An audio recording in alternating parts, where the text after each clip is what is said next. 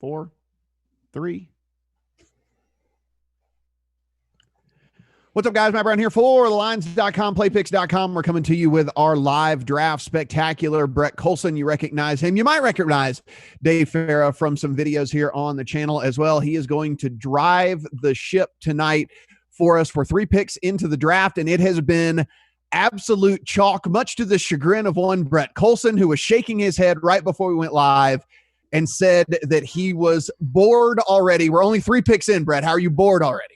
Because I'm cheering for chaos, man. I really wanted to see a trade from the Lions at 3 to really shake things up, but it's gone as we expected through 3 picks so far. If you are rooting for chaos, I believe that you're going to find it at some point tonight, not necessarily with the order that things are drafted, but just with the actual production of this draft, with them having to try to figure out how to make all of this work with Zoom cameras in everyone's house from around the country. It's going to be nutty. We have no idea what that's all about there, Dave. Yeah, we have no idea what technical things are about with trying to get things to work at the last second. Yeah, that's fun. But it has gone Burrow, Young, Okudah. So that's basically how most of the initial version 1.0 mock drafts had it, guys. And so, at FanDuel, they had the exact, the trifecta there, first 3 picks in order.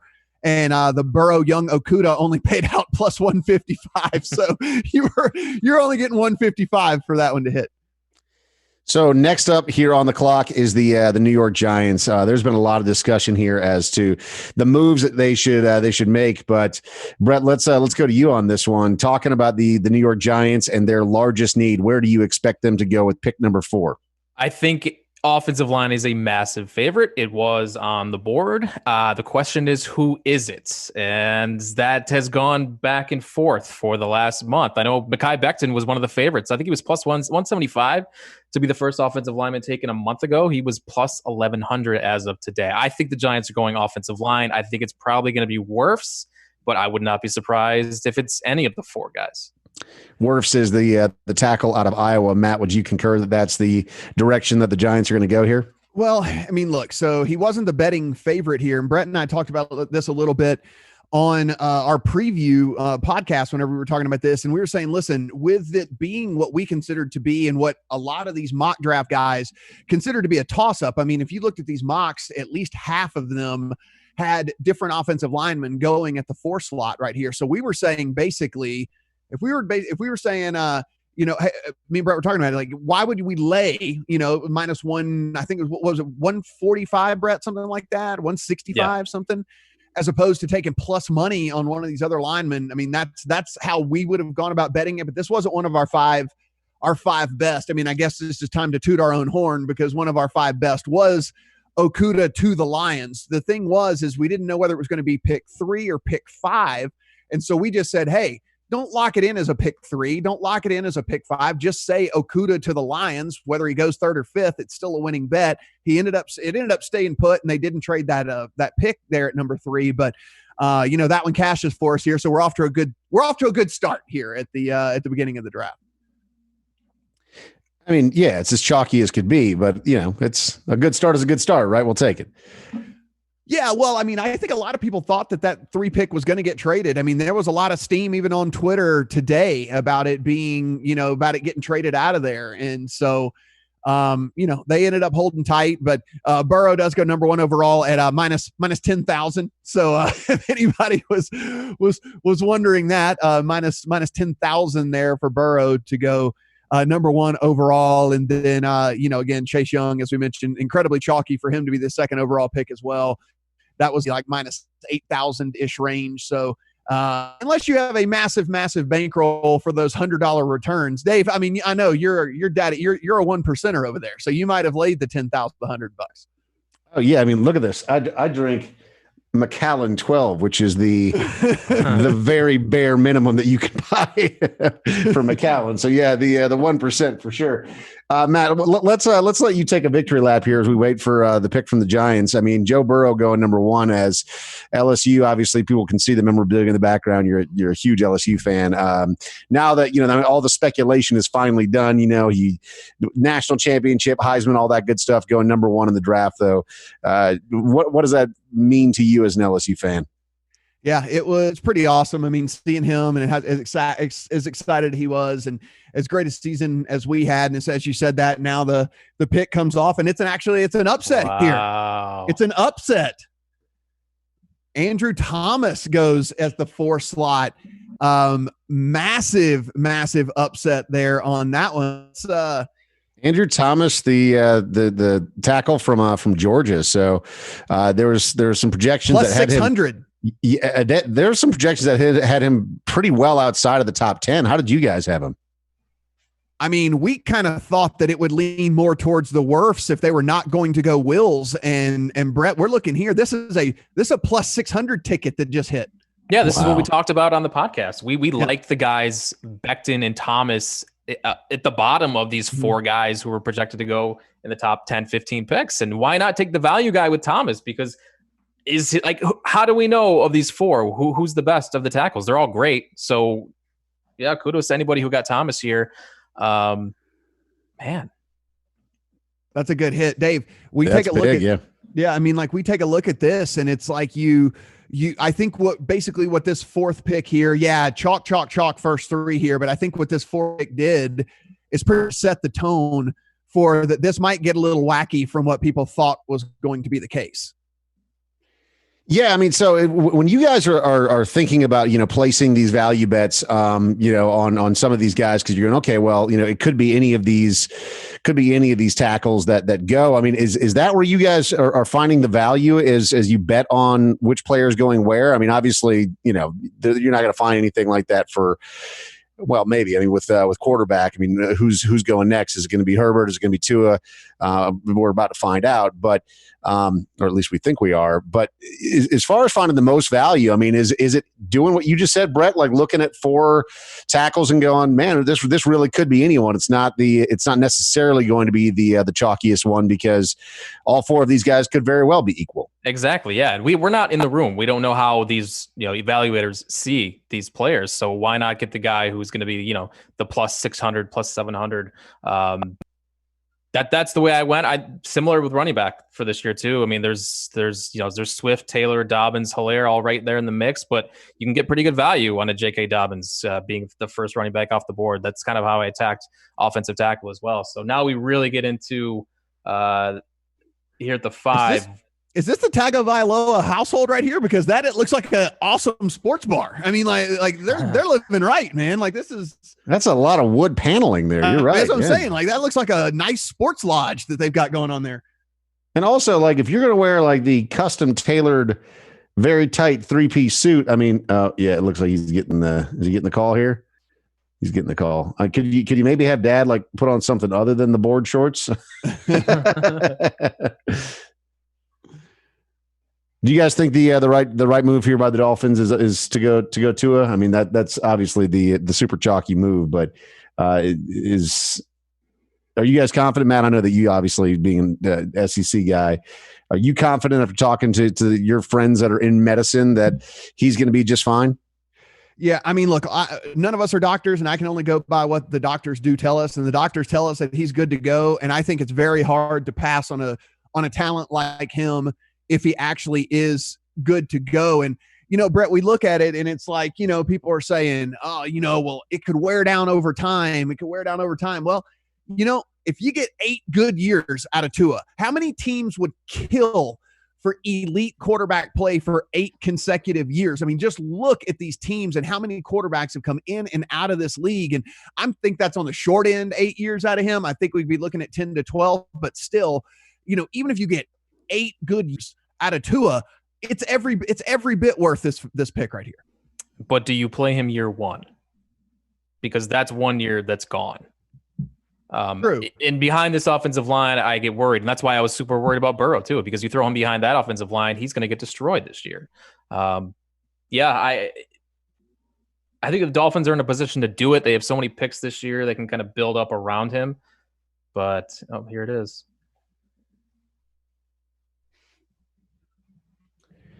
Going to the split screen to both of them.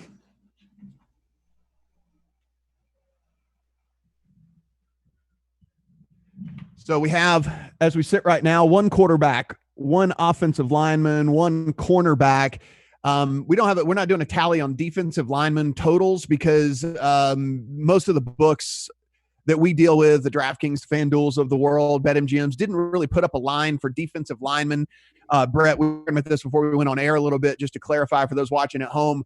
We just speculate. It's because it's so hard to clarify sometimes who's a linebacker and who's an actual lineman. Some of these edge rushers do put their hand on the ground sometimes they don't, whatever. And I think there would probably be a lot of mass confusion as to who did it, and so as to whether they're actually defensive linemen or not. So that's my thought on that. Yeah, it's difficult for a sports book to grade whether an edge rusher it's a linebacker or a defensive end. So that's why you're not going to find those on the board. And it looks like the Dolphins did take Tua. So there it is, and that's gonna nail a bunch of props here. Actually, second quarterback off the board. That's going to nail Tua to the Dolphins. Is under Tua 5.5 too. Under 5.5. So those are all hitting. Dave, do you have the exact? Let's see if we have exact kind of prices on all of these here.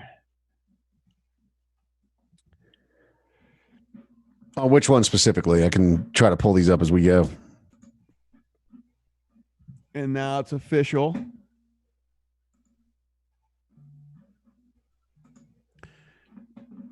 The looking here, just in Nevada, I can, one of the things I know, because I took this one way early before the Herbert buzz really started going on. Tua over Herbert in a head-to-head. That actually ended up closer to almost even. It was Tua minus 130 and Herbert at plus 110 to go first in the draft. So that lets you know right then and there, how much smoke there was around this Herbert news and whatnot. I mean, Dave, did you buy into it? I mean, it seemed like Tua was their guy the whole time, and I don't know if this was people trying to create drama or not. I mean, I think it was a pretty fluid situation, right? I mean, with everything that we've seen with Tua on the field, he's obviously a remarkable player, but the question as to whether or not, he was going to be healthy, I think that was what was changing kind of as, the days and the weeks and the months went on as we got closer and closer. But, the Dolphins are in real need of somebody that can be a leader of the organization. That's what we always heard about Tua, is that, he's a really good leader outside of being a really fundamentally solid quarterback. And, maybe he's not as big as you'd like him to be, but you've seen a lot of the more recent successful quarterbacks. The Kyler Murray comes out and has a good debut season. Obviously, Russell Wilson doesn't fit the bill with having that normal quarterback build. Yeah, I mean, Tua, as long as he's able to hold up, and that's what we've seen develop. Yeah, I mean, him being number 5 for the Dolphins isn't a huge surprise, and I think people that decided to roll with him as under 5.5 obviously made the right choice, and maybe not a huge surprise as we get closer and closer. It seemed like that picture got a lot clearer. Yeah, Brett, we look here, Tua minus 110 as the second quarterback drafted. So again, you were laying just a little bit for him to be the second quarterback drafted on the board there. And then you take a look, and if you really kind of look at this, like you mentioned, we were going to talk a little bit of fantasy as well, because we know all you guys out there play fantasy sports. And I think the real question here is, this is a perfect situation for him to come in and sit. They have Ryan Fitzpatrick on the roster. Ryan Fitzpatrick can be the guy that is going to be the guy that I think is going to be able to start at least. Let's say you do want to go to him. You're going to probably just do that at the very end of the season, right? So don't take Ryan Fitzpatrick away from us. Don't take him away from us. We need the Fitz magic, man. We need it. Trade him to Pittsburgh. This is the time now. Pittsburgh, yes. Go get your guy. Go get him. Yeah, I mean, I take a look at this and basically Tua sits for at least the beginning. So from a fantasy perspective, is not a guy you're going to be looking at anytime soon. But Joe Burrow, I think we can kind of circle back here while we have a little bit of time. From a fantasy perspective, I mean, you look at those weapons he's got. They franchised AJ Green, Tyler Boyd. You've got Joe Mixon in the backfield as well.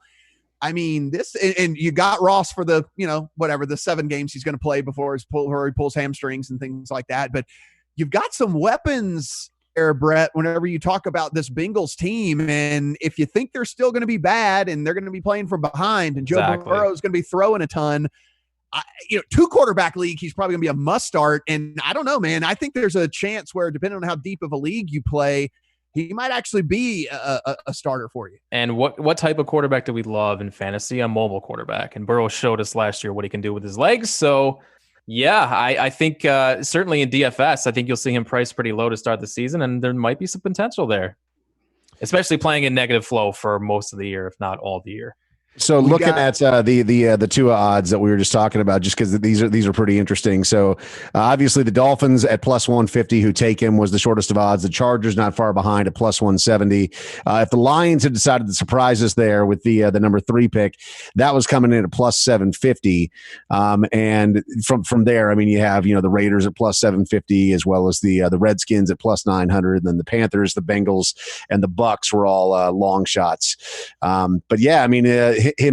Tua actually going number 1 was hung out there as well at plus 3,000. So going number 2 at plus 1,400, and going number 3, if you were riding with that Dolphins narrative, Matt, Tua going number 3 to the Dolphins was plus 450, and then or to the Lions, and then plus 750 just straight up to go to the Lions. So in case the Lions had traded away that pick, but interesting stuff to see that Tua fell right in line with where a lot of people expected him to. Well, if I'm going to toot my own horn about getting the Okudah at the 3 pick, let me go ahead and say I did. I took Tua to the Jaguars at 7-1. I thought there was a chance he might fall there, and if that were the case, so if I'm going to talk about the ones I win, I'm going to talk about the ones I lose as well. And so that one's a loss for me here.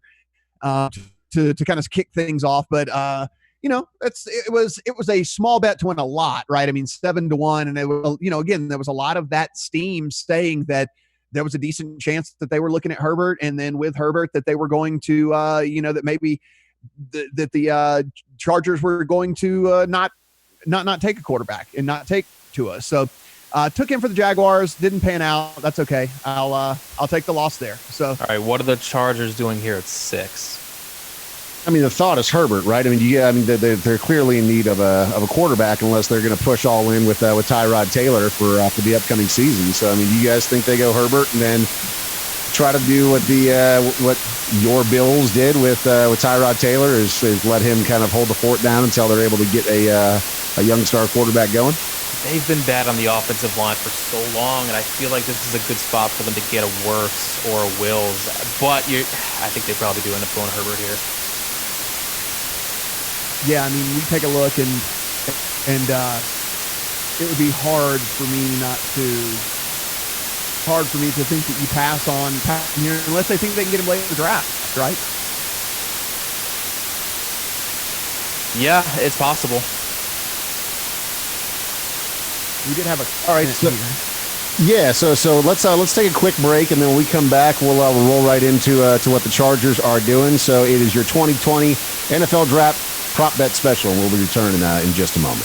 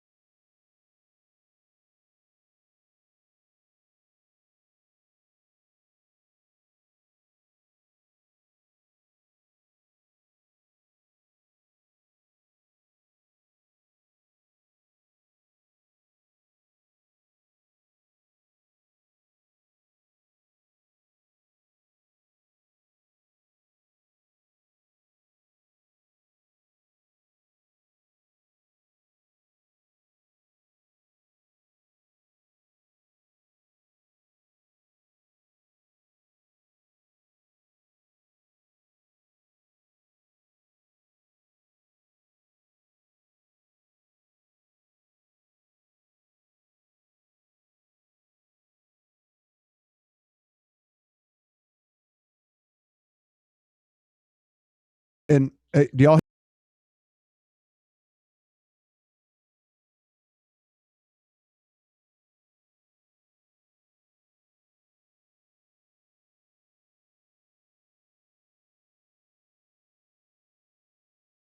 try to fix on the fly then? Dave, just take it when we come back. Okay. Welcome back, friends. It is the 2020 NFL Draft Prop Bet Special. Dave Fair, Matt Brown, Brett Colson. Thank you guys for being with us. We are through the number 6 pick, and the Chargers have gone with Justin Herbert from Oregon. The Ducks player is going to be playing in Los Angeles. Well, we think, if there's any sporting events in Los Angeles come the 2020 NFL season, but he is going to be playing for the Chargers nonetheless. And Justin Herbert, Matt, let's get your reaction first. Good choice or bad choice for the Chargers, who are very much in need of a quarterback? But I have what's been brought to my attention is the fact that there's the new stadium is actually not technically in Los Angeles, and so therefore, so even if the mayor says no events in Los Vegas Angeles thing as well, where it's sure. Yeah, we'll see. Right. No need to speculate there, but Brett, your thoughts on the pick here. Obviously you watched Justin Herbert this past season and throughout his college career. Do you think he has the makings to be a quarterback that goes the distance in the NFL? He has the tools, but we've seen his style, his type before, and I think they could have gotten a safer pick with an offensive lineman here. Something that they've really needed for a long time, both in the running game and the passing game. And there are 3 on the board that are still elite in this class. So I think they made a mistake here by passing up on an offensive lineman, but they got a quarterback. I mean, they got a quarterback. I feel like they got a quarterback. Yeah. So Matt, your take on Herbert? Do you like him at number 6? That was a pretty chalky play for a lot of people that were betting on it. But now we have 3 quarterbacks in the top 6. So you got Herbert, Tua, and of course number 1 Joe Burrow. So evening things up, 3 offensive players and 3 defensive players in the first 6 picks. Oh. Yeah, I've got to update that whiteboard. Our board behind it. I put the quarterback up there. I didn't put the offensive and defensive players. So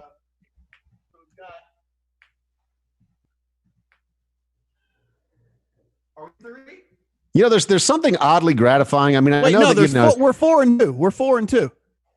No, we have 3 quarterbacks and then 3 and an offensive lineman. Oh, we do have an offensive line. Yeah, and a defensive end. Yeah. Yep, you're right. Andrew Thomas. Yep. So 4 offense, 2 defense. I know that all the ESPNs of the world and everything else, and the CNNs have these magic walls. There's something oddly gratifying about Matt walking back there and just old school doing it on a whiteboard. Like seeing you actually write it out, and it's so much easier to fix whenever I screw up the count like that. You just whoop, and then works out great. Notice I didn't even go toward. I do have a professional eraser, but I didn't go with the professor. I just just a little gave it the old finger. Yeah, I mean, real quick, because hey, at the end of the day, I mean, like that's what it's all about here. We're old school. We're trying to keep it real over here. But as far as Herbert goes, though, honestly, as far as Herbert goes, I mean, you've got Bridge, Rod Taylor, so he is a project. If he is a work in progress, I mean, it's a pretty good spot to take a guy that a lot of people say that should he hit his upside, he hit his ceiling, special. So, Brett, I don't know. Do you see any kind of pair, maybe even to your boy, Josh Allen, right? I mean, a guy, big arm, big dude, big whatever. I mean, like it's, you probably would have liked to have Allen sit and learn a little bit longer than he had to, even, I would assume, because there were growing pains along the way, specifically turnovers. Still.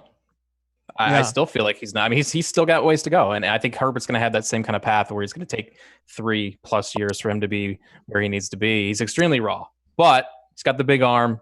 He's big, and he can move around too. So he's a great talent. I just think they reached a little bit. That's all. So since we have a couple of minutes, you're obviously a big Bills supporter. I'm over here wearing my Vikings polo. The Bills giving the Vikings their first round pick as they take Steph Diggs. Speaking of the Bills offense, how much does Stephon Diggs help that scenario this upcoming season? Well, if you watch the Bills Texans playoff game, the obvious thing we were missing was that go-to receiver. You know, as good as Beasley and Brown were last year, that was the missing piece when it mattered. And Diggs hopefully gives that to him. I am a little worried about Allen and his accuracy and the price we paid to get a wide receiver one, but Diggs is insanely talented. So I love the upside. I feel like we gave up a little too much, but we've got all these young guys under contract on their rookie contracts. You might as well just go for it now while the Patriots are in a rebuild, Maybe. All right, here we go. The Panthers pick is coming in at number 7. And, yep, defensive tackle Derek Brown. How about that? Okay, I didn't see that one coming. I thought that was Simmons for sure. Yeah, I think everyone did. So Simmons out of Clemson is who you're talking about. That was who almost everyone had, and then there was a possibility that that we would see Derek Brown going sometime later in this first round, definitely in the first round. But man, all the way up here at number 7, Matt, your initial reaction to seeing the Carolina Panthers snapping up Derek Brown out of Auburn? Yeah, that is. Listen, is he? I just didn't think that it was going to. I didn't think it was going to be there. No, if I saw, you see a single Brett out there that had going this way. I saw at least one, and it kind of makes sense just looking at what that Panthers defensive, the way they were unable to stop the run last year. This one does make a little sense, but just the talent of Simmons alone, I thought for sure they would have to take him at 7. So now what do the Cardinals do with Simmons on there? I thought the Cardinals would take offensive line at 8, but now that Simmons is there, do you just take best player available? Where are we looking at? Yeah, I mean, so Simmons is still floating around out there. I mean, do the Cardinals projected, at least in a couple of the mock drafts that I saw, taking Wills out of Alabama at number 8? But I mean, is Simmons? Does he have a lot of value now? I still think if we actually kind of look here, minus 305, he out defense and drafted. So DraftKings had him as the guy off of the board there.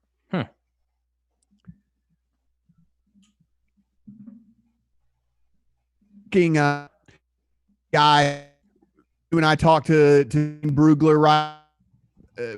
He had Simmons going at 7. Mike from PFF had Javon Kinlaw out of South Carolina.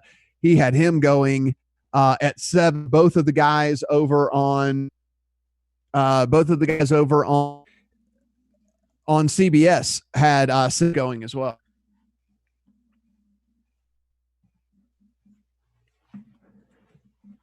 So is it possible, Brett, in your opinion, that we see Simmons fall out of the top 10 here? I mean, that would be a real shock if he doesn't go in the top 10. I mean, I would think that Simmons may get snapped up here by the Cardinals. And then the real question comes in at number 9 with the Jacksonville Jaguars, what they do now. I mean, is there any possibility that they make a move and go for a quarterback? I mean, could they sneak in there and try to grab a Jalen Ramsey or something? But before we get into that speculation, I mean, is it possible we see Simmons drop out of the top 10? I don't think so. I think if the Cardinals go offensive line, I think someone trades up to get Simmons. He's just too good. Yeah. Man, this is a tough spot for the Cardinals, though, because they need to protect Kyler Murray, but with a talent like Simmons on the board, how do you pass up on that? And it looks like they did take Simmons. Is that official? Yes. Yeah. All right.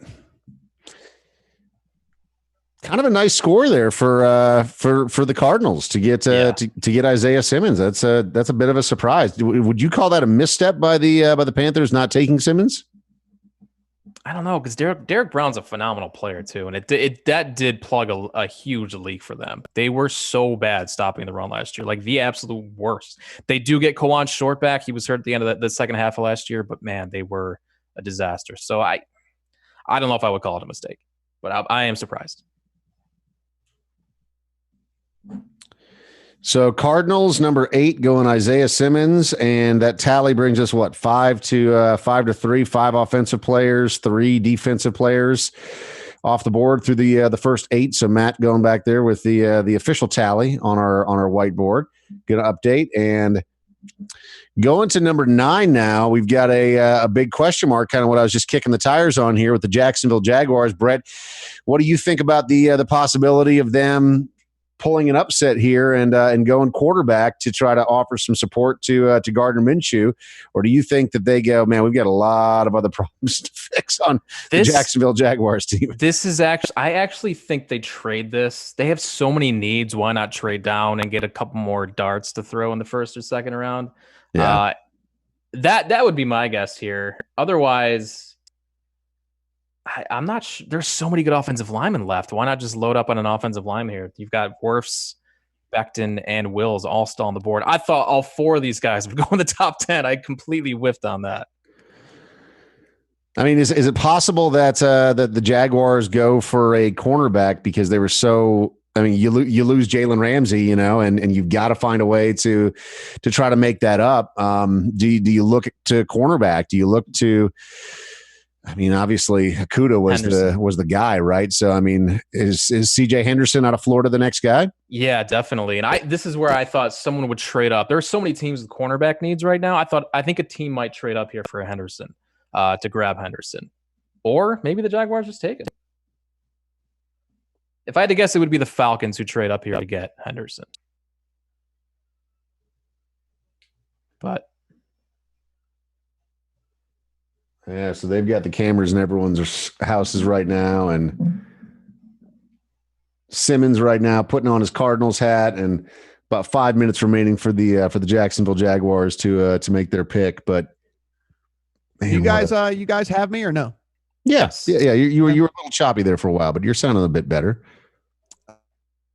We did get a comment on YouTube. Teasing the NFL says, I'll be in the minority here predicting a lowly 3 trades in the first round. Teams are going to be lack of time with players. And this was a question that Brett and I actually posed to as to whether he thought it was going to be more, and he thought that it would just be business as usual, right? Was that a question to Brett? Because he kind of broke up there. Yeah, you're a little choppy over there. Yeah, still a little choppy.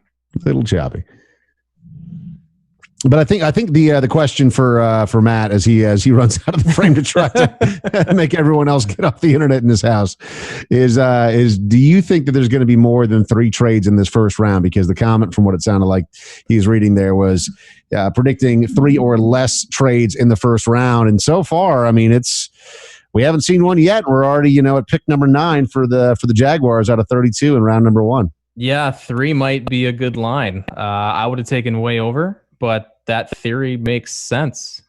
People may be just afraid to pull the trigger on a guy they want, thinking they can get him later on because nobody really knows what they're getting. So I like it.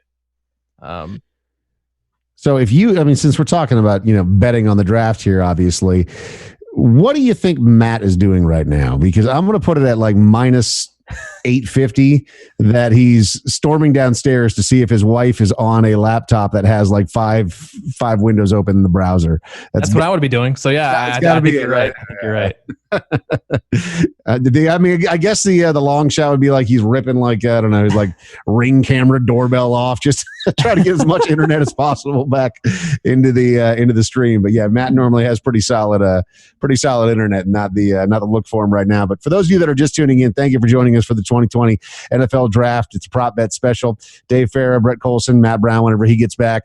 Let's catch you guys up if you're just tuning in. I mean, you're probably not surprised by what's happened throughout the first handful of picks. Kind of pretty chalky there, 1 through 6. I'd say the Panthers a bit of a surprise going with Derek Brown at number 7, and then the Cardinals getting Isaiah Simmons out of Clemson at number 8 was a nice move. But here's what's to come in the next few picks. So we're waiting on Jacksonville right now. They sit at number 9.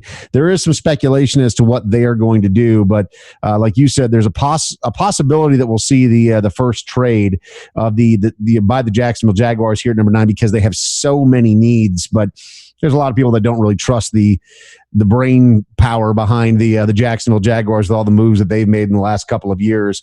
Will they do the right thing? I think you're right, Brett, that probably the smart move here with having so many needs is to trade down and have some more guys that you can snap up. But the Jaguars, number 9, followed by the Cleveland Browns at number 10. Then the Jets are going to go at number 11, and the Las Vegas Raiders are going to go at number 12. And then it looks like the 49ers there at number 13, the trade from Indianapolis, followed by Tampa Bay, Denver, and Atlanta. Out of the teams that you're seeing down here, rounding out the top 20, do you think that Atlanta's probably the most likely to want to trade up? Yeah, I would say so right now. I'm looking at Cleveland and the Jets. They've got to be looking at this very anxiously right now because those are two teams that desperately need offensive tackles and have been mocked to take offensive linemen in the first round. So if the Jaguars take offensive linemen here. Yeah. So, I mean, do you think that the next offensive lineman off the board is going to be, I mean, since Thomas is already gone, Andrew Thomas got snapped up at number 4 by the Giants. Who's going to be the next offensive? I mean, it's got to be Wirfs, right? I don't know. I thought Wirfs would be the first one gone, so I'm not sure. I mean, flip a coin at this point. I wish we had live odds that we could look at and examine here just to see what the books would be doing as far as like the next player. Because this is my first real question mark. Like, are the Jags going to take offensive linemen here? Are they going to trade this pick or just take the best cornerback? And I think that's Henderson. So this will be interesting. So Wirfs and Wills are certainly a part of the conversation. Becton out of Louisville, also somebody. And then, like you said, the one real standout at cornerback is C.J. Henderson at Florida, out of Florida, as the top cornerback in this draft class. So whether or not he is going to be somebody that the Jaguars go, look, we're going to fill that need that we have to after losing Jalen Ramsey. I guess we'll find out here in just a couple of minutes. The Jaguars pick looks like it's in. I wouldn't be surprised with anything at this point. There's a lot of good players on the board here. Henderson. Wow. They went with Henderson? Yes, they did.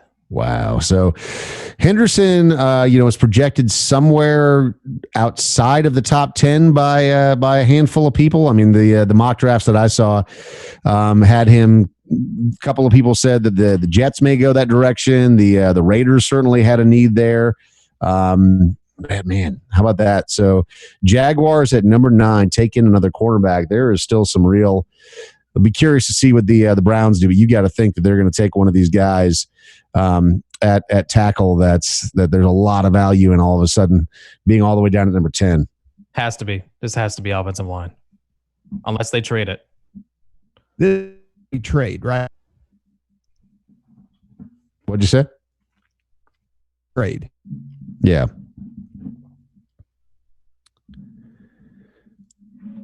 So let's see, through 9, got cornerback. So still pretty even as far as offense, defense. So 5 for offense and 4 for defense through the first 9.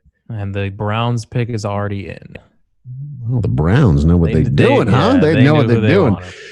So who is it going to be? I guess that's the big question. Will it be? I mean, like you said, will it be Wirfs? So we thought the Giants would take it number 4. I'd say that'd be a pretty good score for the Browns if they're able to get him all the way down at number 10. Yeah.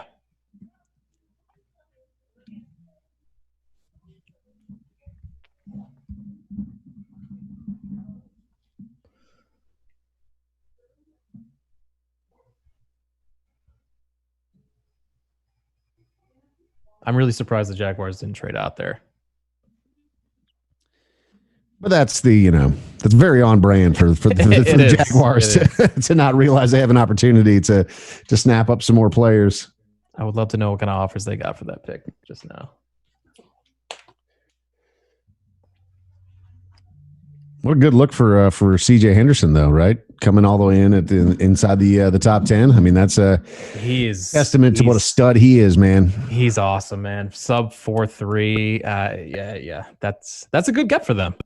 Yeah, I mean, especially considering that everyone was kind of scratching their head about what happened with Jalen Ramsey. Like, how do you let him go? And I mean, if you're going to replace Jalen Ramsey, you can argue that CJ Henderson has got more tread on the tires and certainly has a similar skill set where he really could end up being one of the elite corners in the NFL in a couple of years' time. So we'll see. But CJ Henderson, man,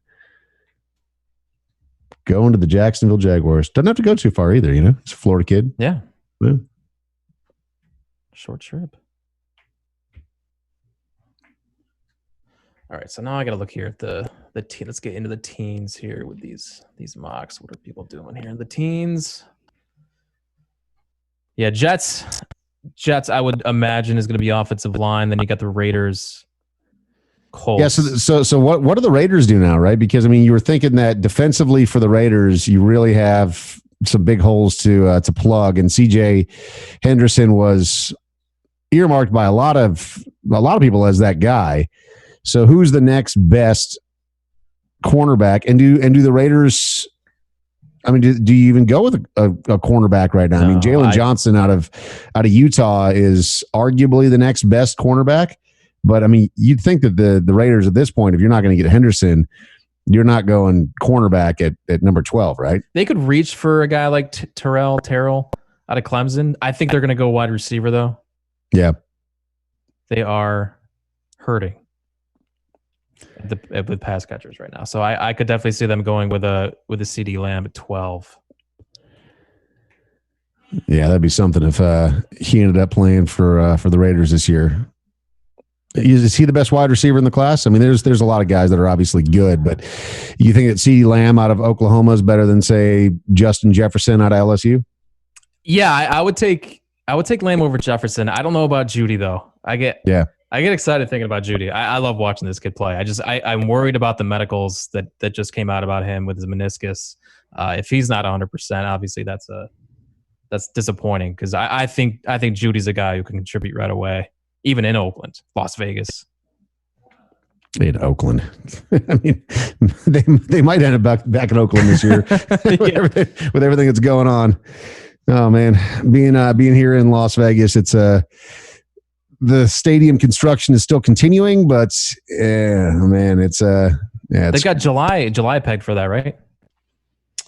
For when they're going to finish it? Yeah. I mean, the first event there is supposed to be a Garth Brooks concert in August, but, you know, no one really cares about the concert at this point. It's kind of like, hey, are we going to play football here come, you know, NFL time? And, you know, what's UNLV going to do? And there's just a whole lot of questions. Construction is continuing. It has been deemed an essential business here in Las Vegas. But, you know, as more and more people get sick and there's people that, you know, are on the job site that have been exposed, it's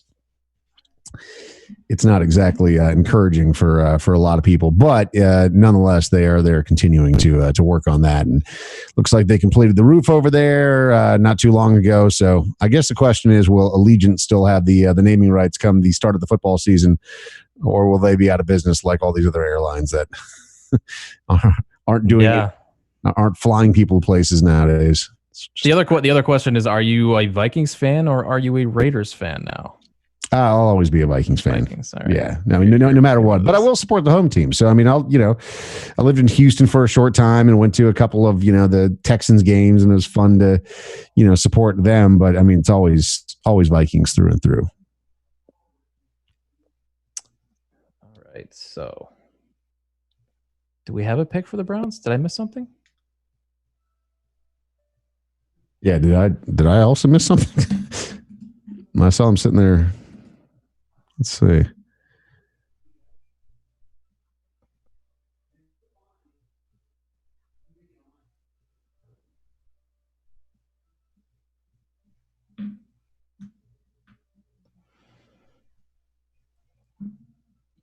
guess it's not up yet. Yeah.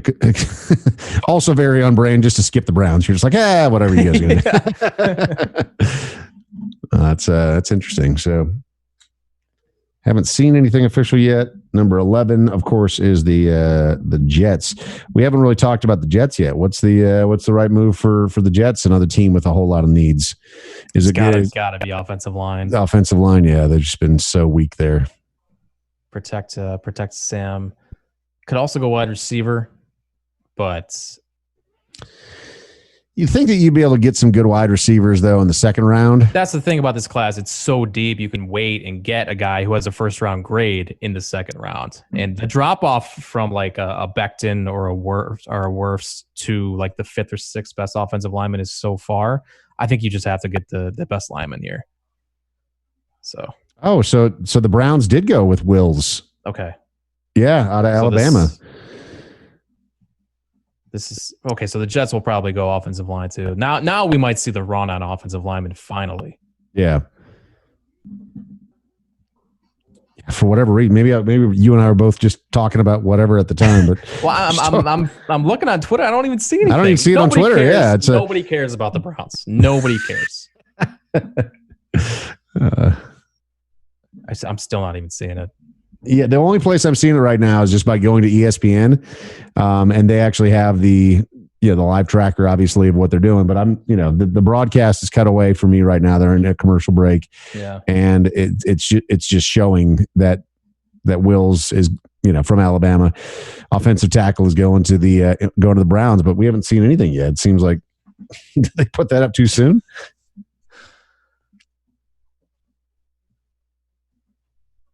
Wow. All right. Yeah. So Jets.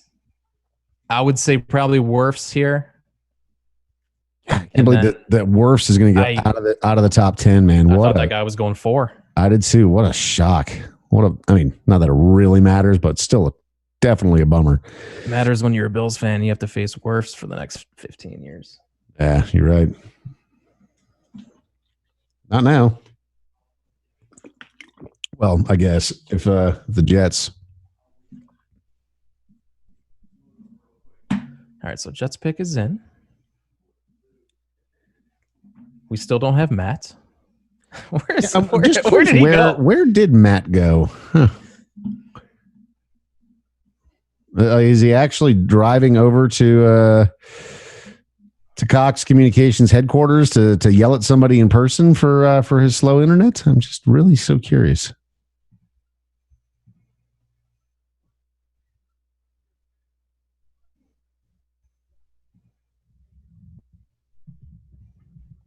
Okay, there's Matt. Yeah, but this is unacceptable on the internet. Well, yeah, where were you just now? We're trying to figure out what's going on with this whole connection thing. Have you done the speed test? You sound a little bit better right now. 31 up right now. 31 up. Yeah. Huh. Our colleague Eric says we should sub in another Matt. We have a lot of Matts to spare at the company. So this is tagging a different Matt. This is what we're going to do. After the pick comes in, can y'all hear me? After the what pick? Which one? The Jets. Okay. We're going to briefly go to break, and I'm going to reset the thing on my end over here. Okay. We can do that. And then we're going to come back. Okay. All right. Looks like we have the Jets. Unless I look at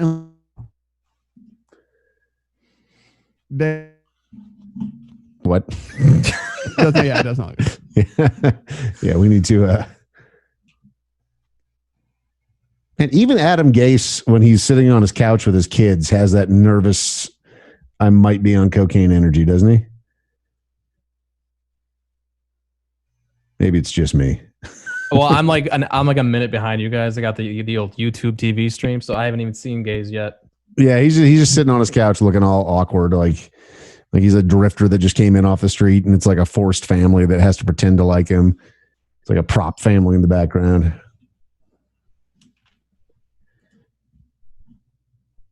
Oh, there he is.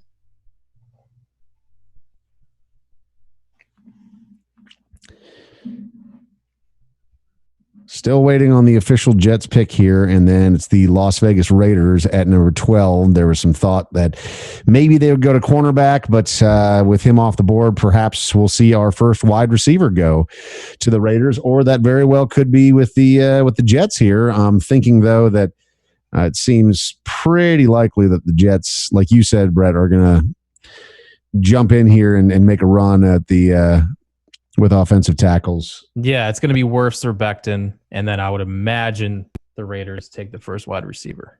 Becton. Oh, it's Becton. It is Becton? Wow. So Wirfs, who was projected at number 4 at He's the guy. Can go number 12. Now he is the guy. Wow. He's the guy this year. This is wild. Dave, let's go to break. Yeah, so we'll be right back with more of our 2020 NFL Draft Prop Bet Special in just a moment with hopefully a functioning Matt Brown, and if not, maybe just a different Matt. We'll be right back.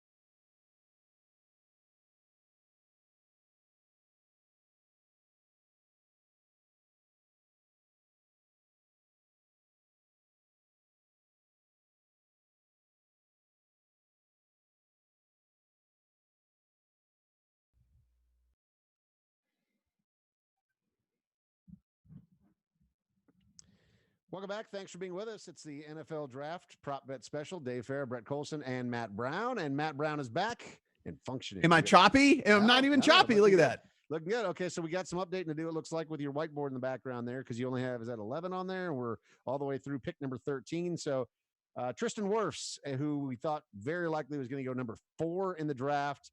He was the guy that had fallen way beyond the spot that we thought that he was going to go. The Bucs actually trade up to get ones to take the 49ers pick at number 13, and they take Tristan Wirfs. And I would say, you bring in an asset like Tom Brady, then sure, yeah, you get a lot of value with Tristan Wirfs, and he doesn't go at number 4, he goes number 13. But man, what a crew to be joining there in Tampa Bay. So all things considered for Tristan Wirfs, maybe not the best draft night ever, but all things considered, man, what an exciting time for him headed to Tampa Bay with Gronk coming in too. Like that's going to be a fun team to watch this year. He might just win a ring this year. I mean, just get drafted late, and then just win a ring. This team is loaded.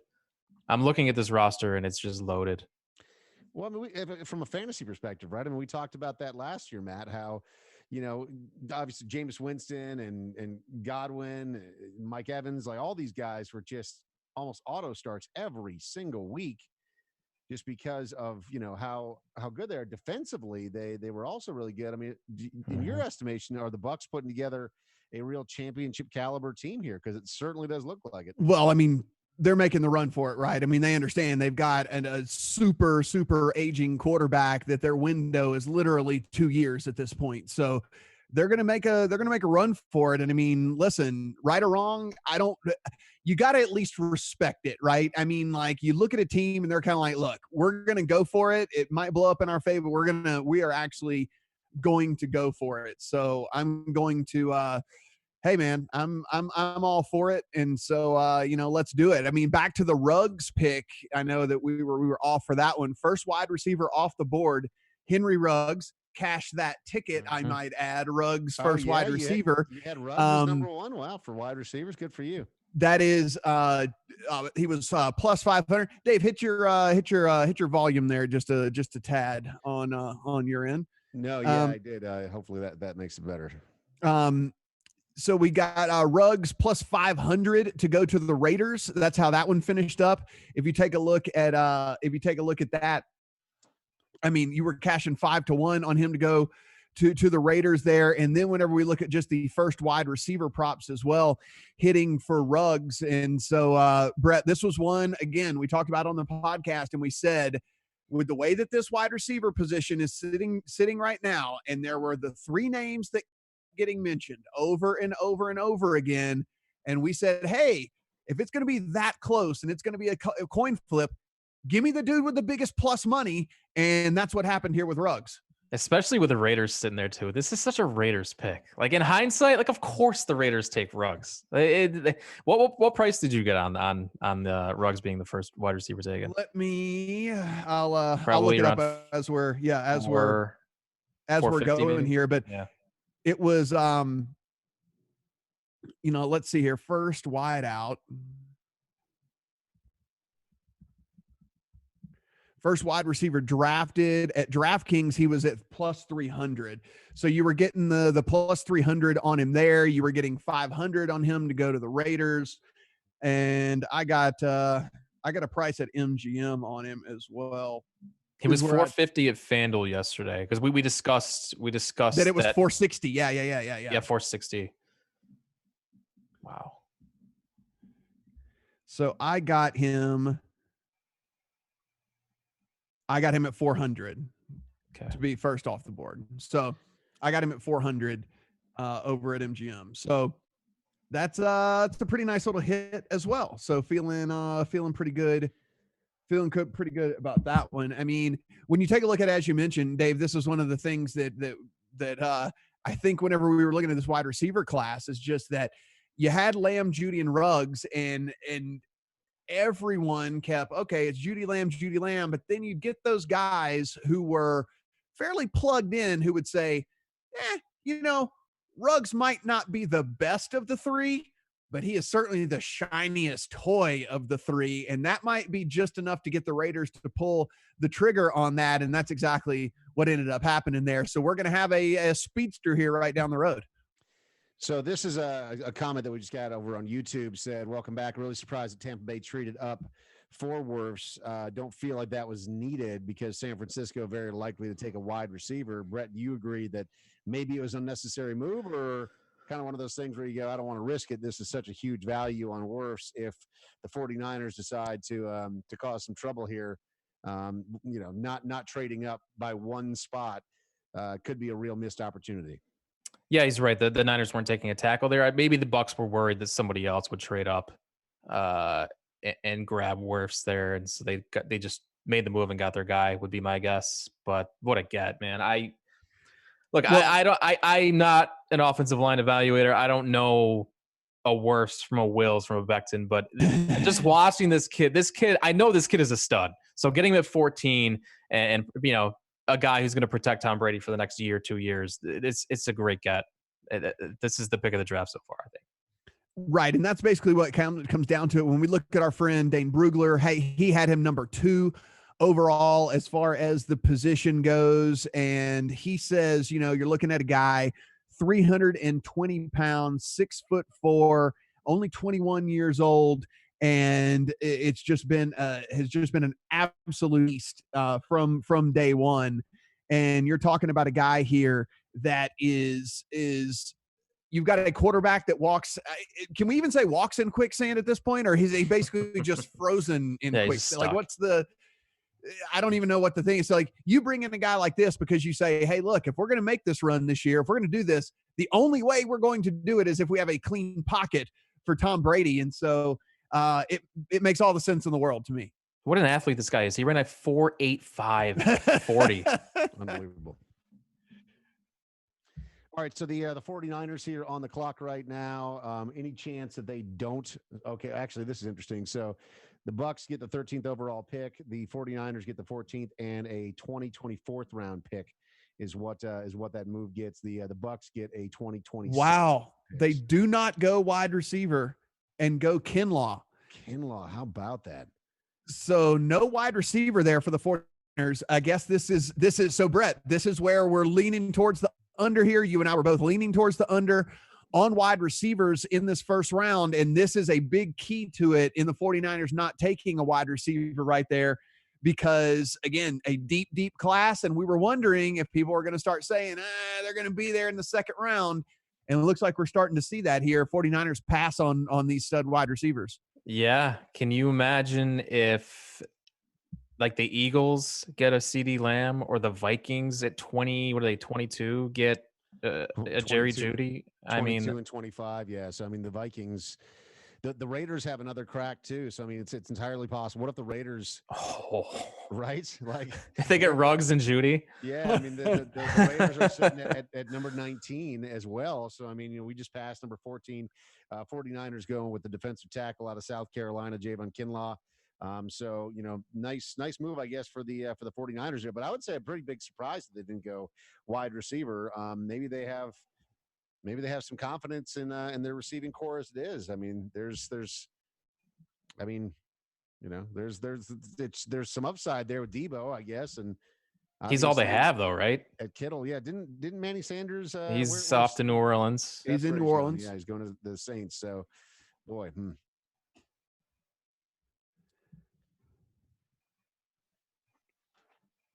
So we take a look at this. So now we sit 4 offensive linemen have gone, 3 quarterbacks. Everybody knows that number that we were looking at heading into this quarterback over under was 4.5. So it's one of those where we're seeing 4.5 is the quarterback number. The offensive lineman number was sitting at 6.5. If you were paying attention to that, we're already at 4.5 right there for these offensive linemen. And with so many having gone already here in the first half of the draft, we might see that run we were talking about and that people were talking about as to trying to snatch up those others that people are thinking are elite. So with the Broncos should probably go wide receiver here. So that should be one that comes off the board. The thought maybe is CeeDee Lamb for the Broncos. Would you? That would make sense. Makes the most sense. Yeah, fits pretty nicely alongside. Unless you want to put the route runner next to Cortland Sutton, then you go Judy. Mm-hmm. But you can't go wrong with either. Yeah, either way, I think this is a home run for the Broncos, right? I mean, because you get your pick of which of these two guys you like the best and which one you think is the best fit for your team. And so that's got to be a pretty great feeling if you're sitting there and you're John Elway right now.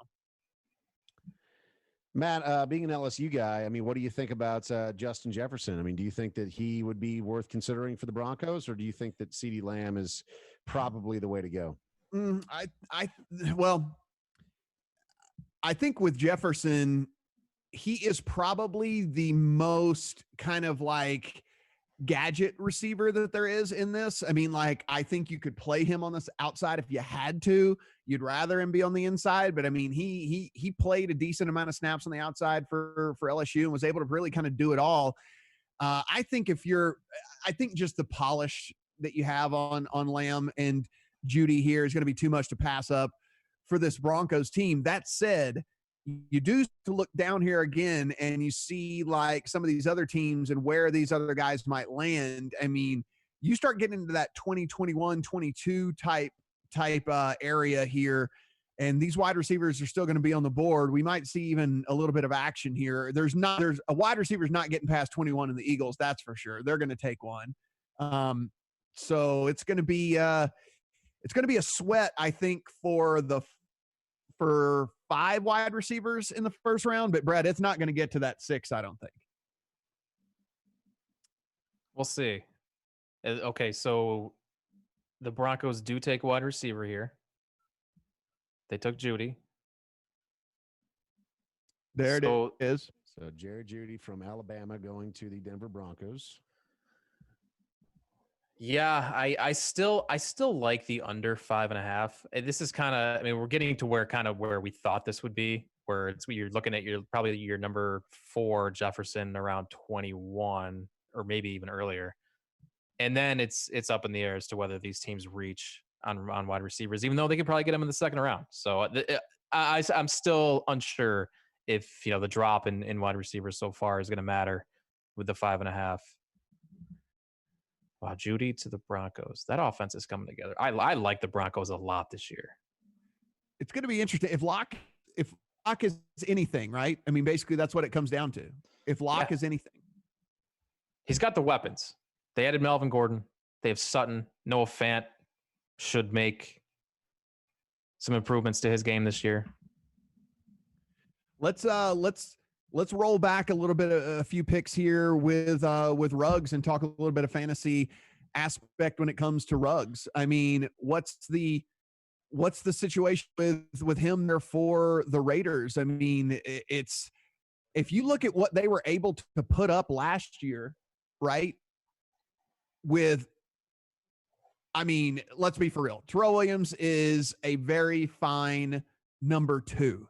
He is not a number 1 wide receiver at all. And so now you bring in a true kind of one-ish dude who's on the other side of him there. Hunter Renfrow, I assume, gets a bunch of run. You got Waller as well. Ruggs, from a fantasy perspective, what do you think? I guess it depends on who wins the quarterback battle. Yeah. Is it going to be Marcus Mariota? If it's Marcus Mariota, no thank you on Ruggs. I'm passing on him. I don't know if I'm ready to call Ruggs an alpha wide receiver 1. He was never that at Alabama. He always played second fiddle to Judy. So I haven't seen him even try to play that role yet. So I think the Raiders made a mistake. I think Ruggs is like 3rd, 4th, maybe even 5th best in his class. I think they just went after the speed guy, hoping they get Tyreek Hill, and I'm not surprised they did it. I don't think it was the right play. Dave, I will say this. I mean, we know they're moving here to Vegas and taking a 4 wide receiver, your first pick, making a little bit of a splash, somebody that you can, put a blaze on a billboard somewhere or something, fire coming out from behind him and things. I mean, it's certainly it's a Vegas-y pick as well. Yeah, I mean it's a sexy pick, right? But I think that the Raiders are really going to show their hand when it comes to their next pick. At number 19, they gave up so much in Khalil Mack, and they have to make up for it here with number 19. So what do they do with that? I mean, is it possible that they go with another splashy wide receiver? Do they go, hey, we're going to give our quarterback, our offense, a real chance here to do something? They just have so many needs, and it'll be interesting to see. I mean, I think you're right. It's a splashy pick for Ruggs, but is it the best one? I don't know, man. I don't know if that's the best move by the Raiders or not, but let's see what they do in a couple of picks with number 19. I can tell you this: we are 15 picks deep into the draft here. The over/under for LSU players was 5.5. We have one. Burrow, just one. 0 since Burrow. Yeah, we have not had an LSU Tiger 10 since Joe. There would have to be a healthy run LSU Tigers in the second half of this draft for them to get over the 5.5 there. But that's kind of what we were expecting, right? Jefferson in the 20s, Queen, and then at the end, yeah, and then at the end, maybe Fulton, maybe Delpit. Maybe Fulton, maybe Delpit. Yeah. So, yeah, it was going to be a stretch. The Alabama 5.5, if you're keeping tabs at home, we have 1, 2, 3, 4 players from Bama already off the board here. So if you were wondering how that's playing out, we got 4 Bama players already off the board. Over under on Bama players was 5.5 as well. There was also a head-to-head on LSU versus Alabama players, which was heavily shaded in favor of Alabama, and rightfully so. I mean, there were all of these guys that have gone so far from Alabama were locks to go in the first round. Do you think the live line on that would be different now? Even though this is kind of what we expected, that the locks for Alabama would go in the top 15, and now here we are, several LSU players who could still fall in the first round.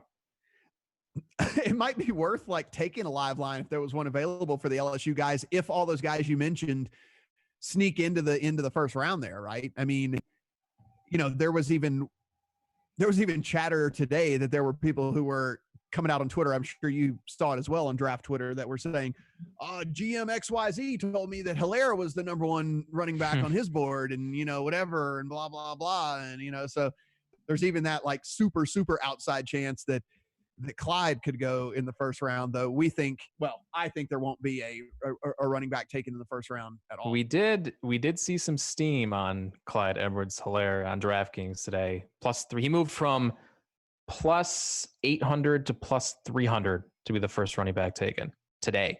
So maybe somebody knows something. And it looks like the Falcons did take a cornerback. Yeah.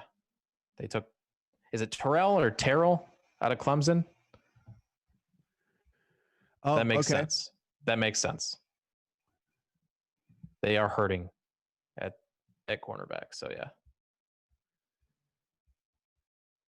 So this was, in a lot of mocks, this was mocked to them taking a corner or even trading up. Yeah. But even trading up for a corner, at this point, they're especially playing, let's be for real here, Brad. I mean, especially playing in that division now, right? If you can't cover, it's going to be bad news for you. Yeah, in that division, especially. I mean, Dave, we're looking at this new look Bucks team. You've got the Saints already there as it is anyway. And if you think Teddy Bridgewater is, a legitimate quarterback there for this Panthers team, we saw last year what bad quarterbacking could do, even with those wide receivers that they had on that team. So you better be able to cover there in the NFC South.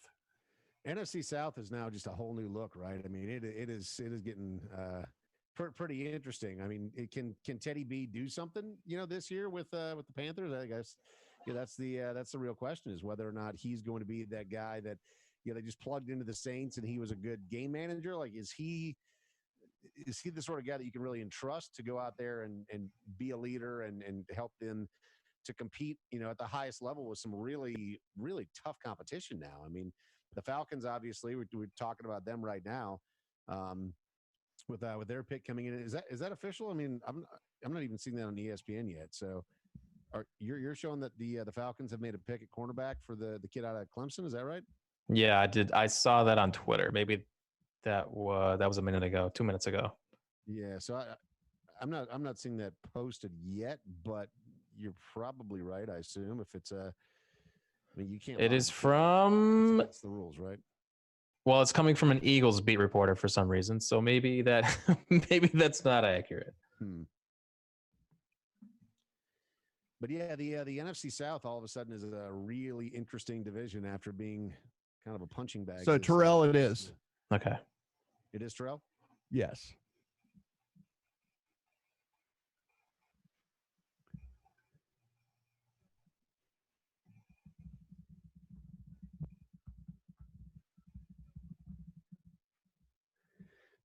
So we looked at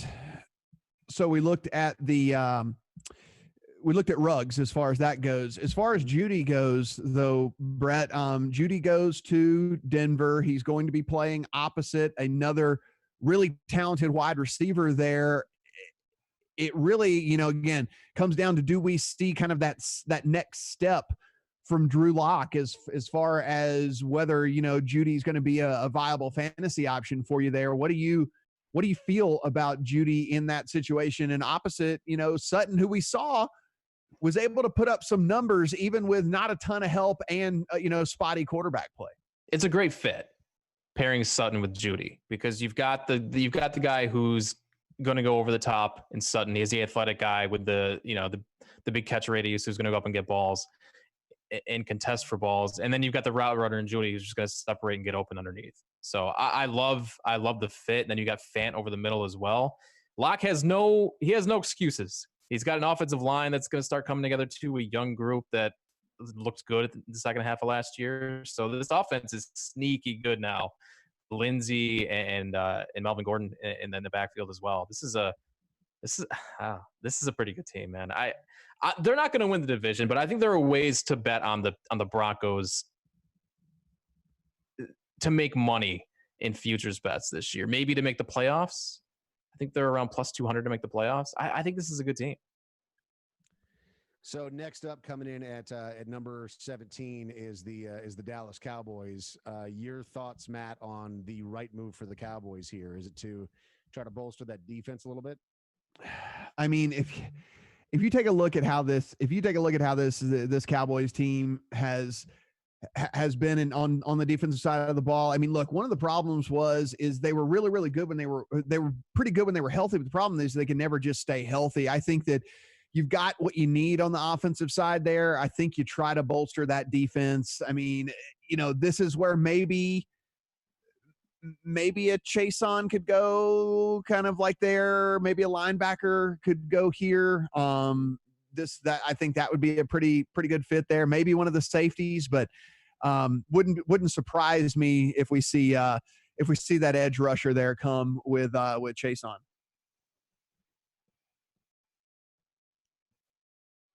I saw him mocked to Dallas quite a bit.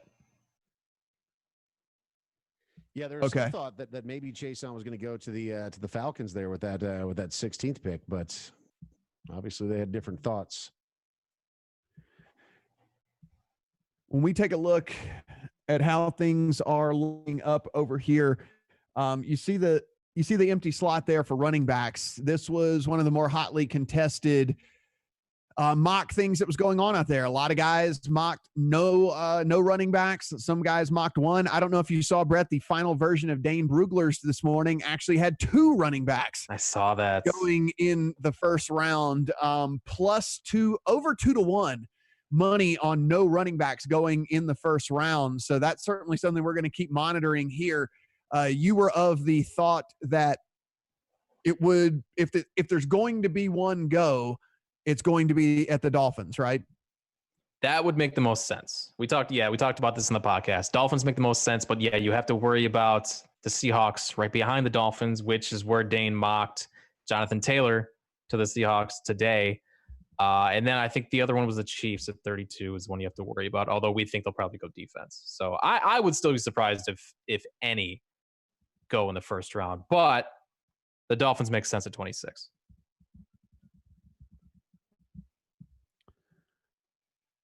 Going to shoot out a little Twitter message here. Tell people to come hang out with us if they are so inclined. If they're bored, I mean, they can come with us and we can talk about it together. I mean, look, I see a lot of this on Twitter right now, guys, that people are bored watching this and whatever. But I mean, I don't know. I mean, what's the biggest difference that we're getting here? I mean, we're not seeing in the war rooms or whatever. We're not seeing the guys walk up to the stage and do the awkward hug with good. I don't know. I mean, what's missing? It's at the end of the day, it's just everything's missing though. I mean, so like the whole thing is the fan experience, where you have everyone all crowded around and they have them all in their little sections. So you have all the fans of each specific team that they can cut to. Like that just doesn't communicate over Zoom or Skype or whatever it is that they're using. It's the energy is just sucked out of this, and it's like you don't have the big pans of the crowd, and there's something just really truly beautiful about that very organic boo that you get for Roger Goodell at the beginning of it all. Like that's McCarthy doesn't even have his computer. He's here. What the hell is going on? Like, what are you sitting in your whole office? You have your goddamn computer on. What's happening? Jerry's in a damn spaceship, and this guy doesn't even have his freaking computer on. He does. Jerry does look like he's on the flight deck of the USS Enterprise, doesn't he? Yeah. Look at that. Look at that. He's setup. in a friggin' spaceship, and he's like, "I'll up here, me on, and whatever, just whatever, hanging out. I'm on SpaceX."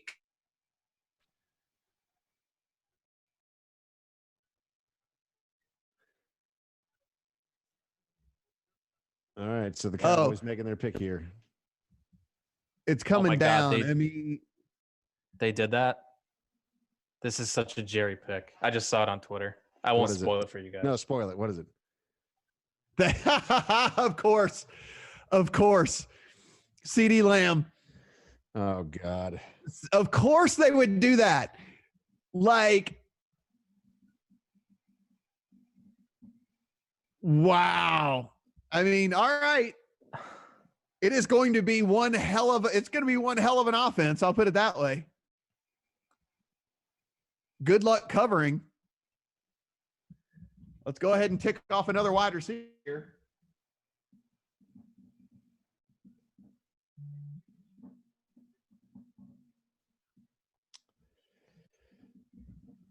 All right. So the Cowboys making a play for CeeDee Lamb out of Oklahoma, wide receiver. There was some thought that he may go a couple of picks earlier. Perhaps, we were talking about him going to the Broncos as a possibility at number 15 instead. Cowboys at number 17. The thought was that they would try to perhaps bolster their defense. Now the question is, we're headed back down to Miami for the Dolphins. They had the number 5 pick to take Tua quarterback. What do you guys suspect that they're going to do here with pick number 18, Brett? Do you think that they're going to try to bring in a wide receiver to complement their pick of Tua, or do they go defense? I mean, Kinlaw was the guy that I thought that it was entirely possible would end up with the Miami Dolphins, but obviously he's off the board now. I think they go defense here. I think because now Chason fell. That's going to be their play. I'm looking at their roster here. If you're out there holding that CeeDee Lamb to the Dallas Cowboys ticket, go ahead and tweet me at Matt Brown M2. 33 plus 3,300 there. Oh my plus God. 3,300. Wow. Plus 3,300 CeeDee Lamb to go to the Dallas Cowboys. So if you're holding that ticket, go ahead at Matt Brown M2. I'm very curious to see your CeeDee Lamb to the Cowboys are at 3,300. I tell you, I wish I was holding that ticket. I did not. Look, if we knew that he would fall that far, of course Dallas is going to consider taking him. I mean, that's a Jerry thing. But I didn't think he would fall that far. It seems like a very Jerry thing to do to take CeeDee Lamb at number 17. It seems like a very Mike McCarthy thing to actually tweet you right now, Matt Brown, and go, "Hey, look, I had the ticket." Yeah, no, yeah, let's see what's going on, man. I mean, like, let's do this. That is, I should add to the corner as well here, because we did have another corner taken in Terrell. Look how happy Jerry is. He's so delighted. He's so proud of himself. Man, me and my spaceship. That was awesome. He is beside him. He got to take that pick right there, guys. Like, he's on the SS Jerry right now, or whatever the what's that show on? He's on the Orville right now. Like, he's sitting there, he's on the Orville, and he's sitting there talking. He really was on the set of that would be a Jerry Jones thing as well. Like, he would, if we cut to him and he's making his picks from like the captain's chair instead of the Orville, like that would have been a very Jerry Jones. Should have done that, actually. If I had that type of money, that's what I would have done. I'm mad at you. Is that improper social distancing though? I don't know. Would that have been frowned upon? Just real quick sidebar here, since we're in commercial break. Did you guys see that the people that are on the International Space Station are worried they might have COVID-19 because there was some guy who got improperly close to them that tested positive before they blasted off into outer space, and so now they're on the International Space Station and they're worried that they might have COVID-19. You're like, man, talk about the crap end of the stick. Like, you fly off to space and then you end up getting COVID-19. Like, dang it, man. I became an astronaut to get away from this stuff. That's no good. I mean, though, if you get one of the mild cases, you do, whatever. What do you have better to do? Yeah, sneeze it You off, just wait it out. You drink Gatorade and it's just drink Gatorade and sleep and whatever. More CeeDee Lamb props here. Of course, him going at 17, that is over the 13.5 where he closed at as far as his over under. So if you had the over on CeeDee Lamb, you're getting plus 144 on the comeback there for him. With Judy going at 15, the over under on Judy was 12.5. So if you had the over 12.5 on Judy, come back on that plus 125 for you there. So that's where, if you were holding those tickets on Lamb and Judy out there, hopefully you're holding the overs instead of the unders. I think there's a real shot here. The Dolphins. I mean, you have to at least consider Chason pretty seriously here, right? I mean, the fact that you get him at number 18 would be a pretty nice scoop. Well, here's I guess the good thing about the Dolphins, which is a bad thing, is they have needs everywhere. So you basically do. Sometimes they say like, "Oh, this team just deferred to the best player left on the board." Well, it's like they could actually literally take the best player left on the board, and it would fill a need for them because they have no talent team, like basically at all. So it works out pretty well for them, in the grand scheme of things. Brett, I mean, I think if you're the Dolphins here, if you invested in Tua, I don't know. I mean, are you looking at all for? I mean, I guess all the linemen at this point are gone. So just take the best player available. Yeah, they have so many holes right now. Just take the best player, and that's probably Chason. I got a comment here from Sierra Colson. Weird. Olindo Mari is going to go pick 18. Was there a price on? Was there a price on that one anywhere? That would have been high. Yeah, I'll put it that way.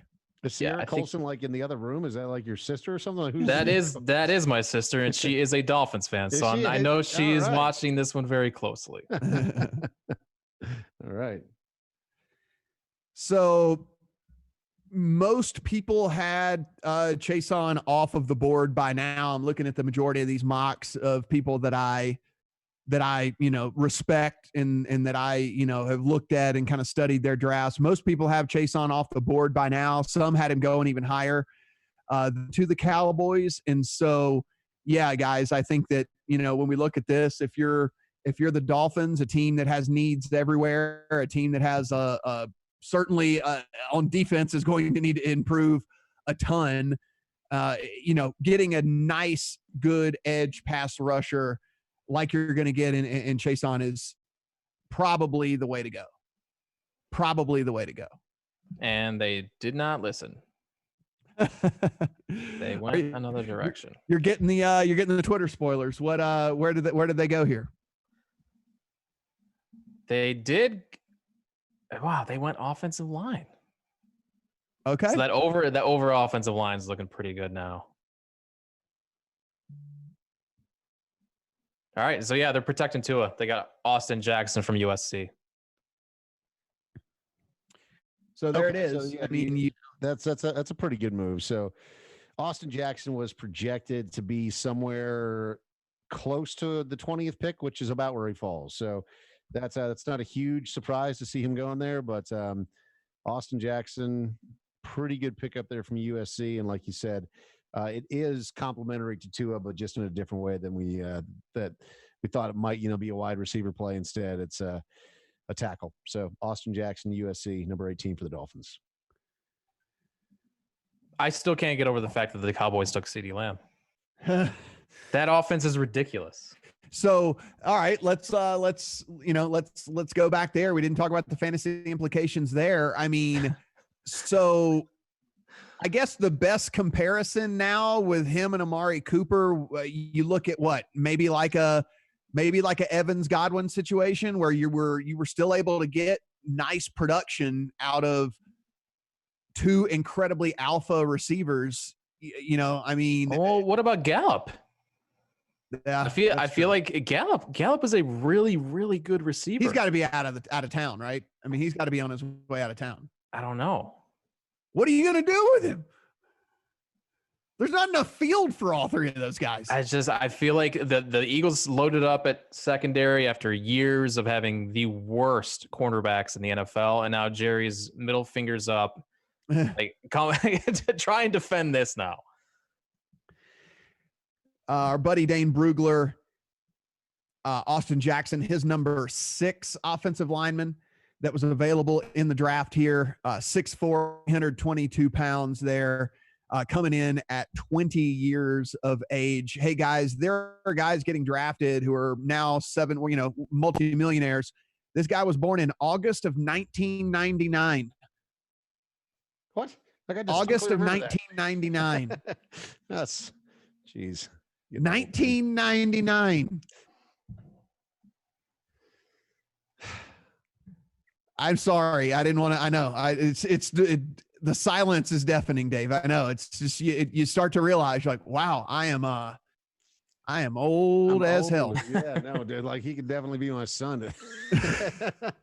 1999. No, that's the same. He definitely could. For sure. He's 20. Yeah. If you'd had your first kid at 20. Yeah. Boom. Well, too bad Austin isn't your kid, though, because he's a multimillionaire now. Yeah, real bummer, man. That would yeah, be awesome. You'd be in a new house. I mean, it'd be great. Hanging out in Miami all the time. It'd be awesome. Yeah, creepy dad that's just like lurking around in the pool. Just my eyes poking out.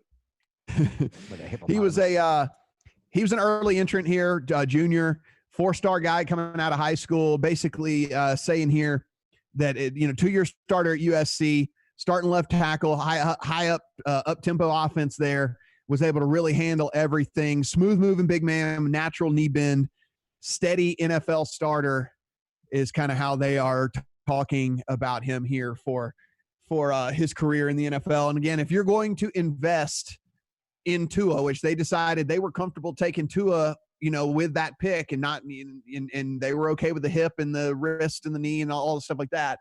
Well, you better make sure that he's going to be upright as much as humanly possible. And so, getting him some help there, not a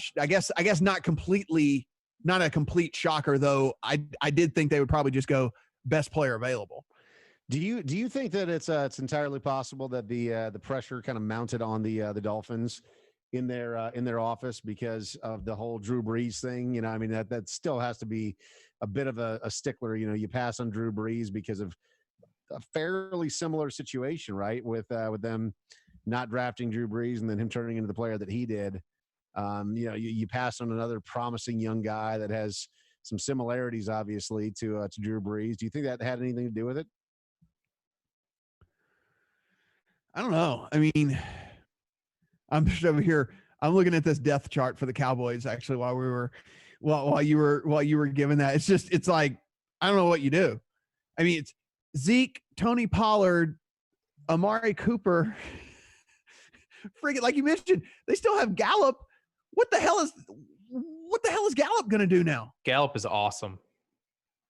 This But team, what's he this gonna offense do? is loaded. Do you ship Amari Cooper out of town? Try to get something for him. I mean, They just signed him. It's kind of late now. Yeah, it seems like he's promising, but are you getting the kind of production out of him where you're stacking all the other guys around him? I don't know. It seems like the competition is going. And speaking of Amari Cooper, the Raiders are now on the clock right now, number 19. So their first play, obviously, going with Ruggs out of Alabama at wide receiver.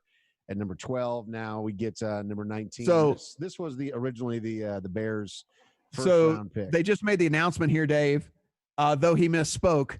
And Roger Goodell said that Las Vegas will get the 2020 NFL draft, which we actually didn't get this year because it's happening right this second. And we didn't get, but I think what he meant was we're going to get the 2021 NFL draft. 2021 or 2022? Because I heard there's speculation that it's 2022. But Vegas is going to get the 2021 NFL draft through all of that. So, all right. So here we go with the Raiders pick at number 19. Okay, cool. There's the empty strip. Thanks for the reminder.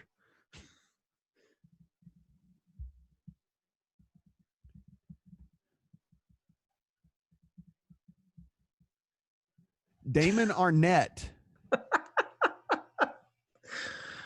This franchise, man. Damon could have got Arnett, the 9th rated corner, according to Dane Brugler. This is what they do. This is over. They just get their guys. This is over Trayvon Diggs. This is over Christian Fulton. Winfield. I mean, there's Jalen Johnson. Lots of other guys they could have taken here, but like Brett said, well, as a Vikings fan, thanks, because we've got some holes to fill at corner. So yeah, appreciate that. That is I don't know. Listen, I'm not a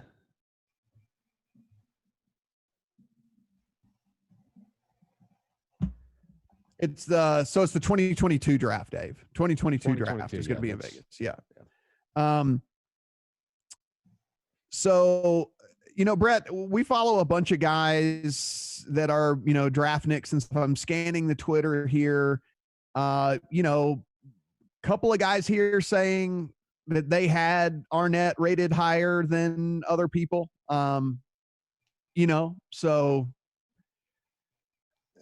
I don't know. I guess I'm not going to sit here and say that it's a bust of a pick or it's a horrible pick or, whatever, or something like that. So, but even still, it's the cost of taking a guy who you could get in the second round this early.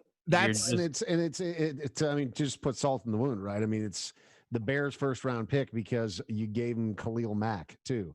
So you're going, okay, so now we have Damon Arnett as a first round pick when you gave up Khalil Mack. I mean, and I get that there's a lot more that goes into it with the salary cap, and you're really willing to pay Khalil Mack all that money when you're in rebuild mode, if you will. But that seems like on the surface, that seems pretty rough. I can't remember seeing Arnett in the first round of any mocks. Yeah, and I mean, I guess what this comes down to also is just as you said, Brett, this is a guy that was going to be available in the 40s probably. So, if that's if this was the guy you thought you wanted, I mean, you could have traded out of this spot. Yeah. Got more draft capital. And I don't know. I mean, you didn't have to take him at 19 is basically what I'm going with. I mean, even if you gain a 6th rounder, if you move down 3 spots, who cares? Even if you gain a 6th rounder for it, he was going to be there no matter what. Like, he was going to be there come hell or high water, no matter where you went down to, if this was the guy you wanted. It's basically what it comes down to. Yeah. But that is now 3 corners that have been taken.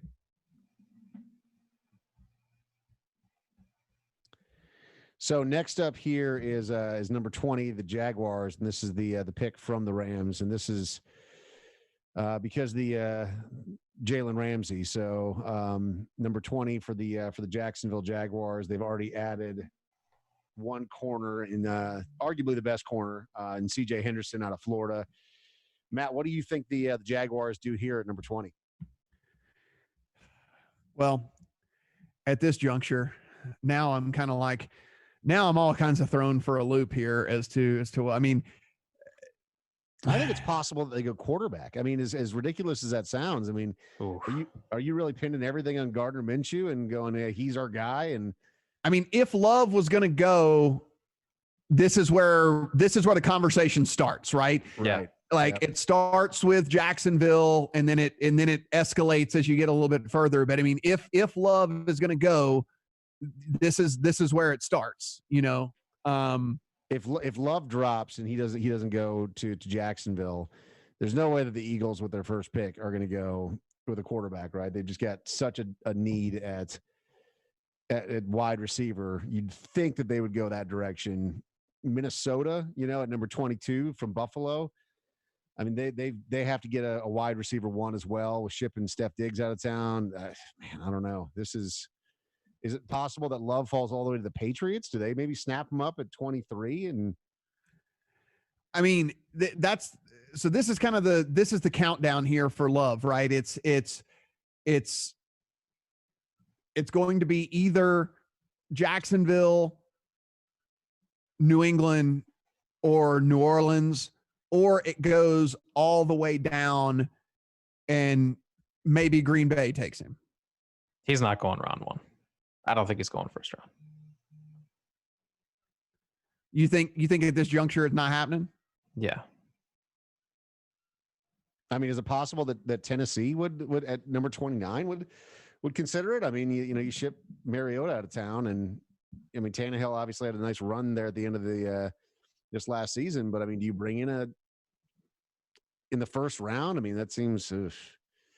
Well, Brett, this is another thing we used to talk. I mean, we talked about a lot that, with the Jaguars. I mean, it used to be this feared defense, and that's no longer, right? I mean, that defense was no good last year, so maybe they go defense. Yep, they are rebuilding it. They took your guy.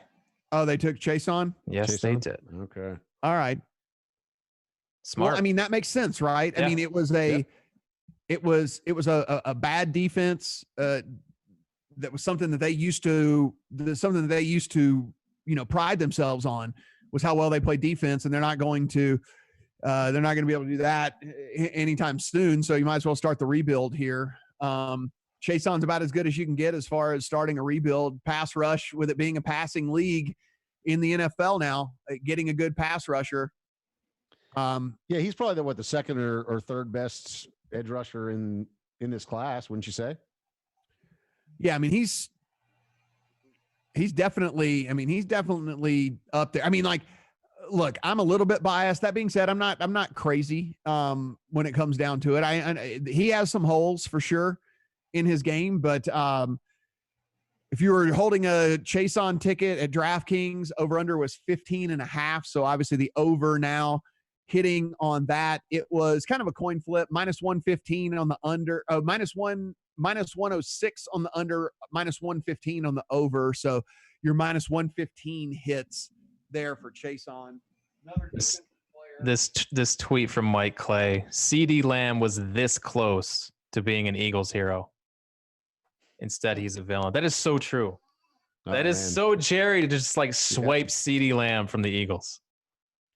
And the Eagles have a bad habit of really just missing out by the hair of their nose. I mean, you think about what happened. I was actually at that draft in Philadelphia a couple of years ago when they were angling for a running back, and you look at how they'd set up to, it seemed, position themselves really nicely to to get themselves Dalvin Cook, and then Minnesota swoops in at the last second and just pull. And there's audible boos from the crowd there in Philadelphia when Minnesota, because I think if I'm remembering correctly, Minnesota actually traded up for that pick to go before Philadelphia to swipe Dalvin Cook off the board. And man, what a good look for Minnesota, who actually is coming up here in just one more pick. So Jacksonville, it is official now. Chase on from LSU is headed to the Jaguars. They continue to rebuild. This is Justin Jefferson, and this is going to bust.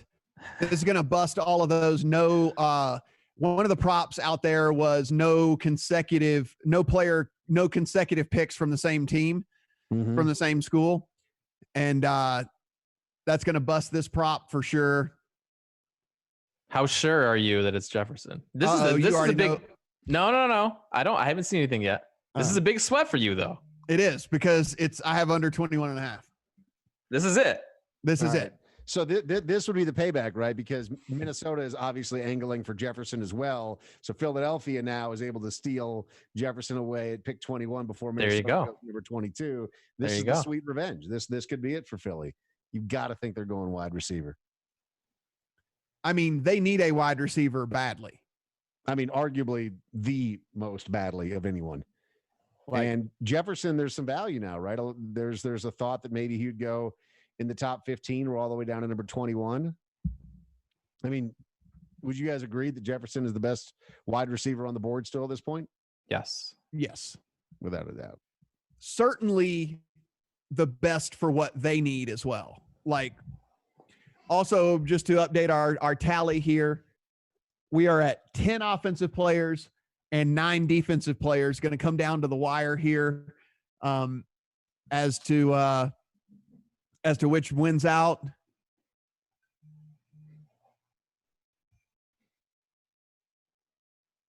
Why are they showing Grant Delpit?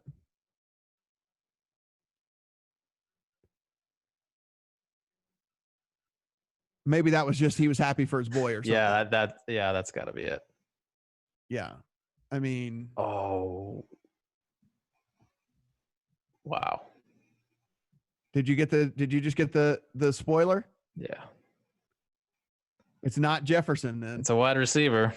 It's not Jefferson? It's not Jefferson. You're kidding me. Wow. That cost me a lot of money. Oh, that sucks. I'm sorry, Matt. That's okay. But it's not all bad for you. Because you have a ticket on this guy. It's Rager. Yeah. Okay, I have Rager first round, so yeah, that helps out. That helps out. Interesting. They would go. The other thing that I was got to be. I mean, I guess when you look at this, I thought they would get a slot. I honestly thought they would go slot guy in Jefferson there. That's interesting that they did not do that. Rager was a guy though that was really, really hot coming into this season. And then, you know what this means? Jefferson's going to go get to catch passes from Aaron Rodgers. No, Jefferson's going to Minnesota right now, 22. No question. I'm already writing it down on my sheet of paper. Has to be, right? Has to be, right? I mean, you lose Steph Diggs, you get this first round pick from Buffalo, you got to go get Jefferson. You have to. Wow. And if he doesn't go at number 22 to Minnesota, they would take him at number 25 if he's still on the board. Problem, I guess, with Jefferson is you would almost want more of a Rager. Yeah. Opposite Thielen. Thielen than you would a Jefferson opposite Thielen. So they're almost the same player. Yeah. You need a burner, so right? It's interesting. And I'm sure that's what they're talking about right now.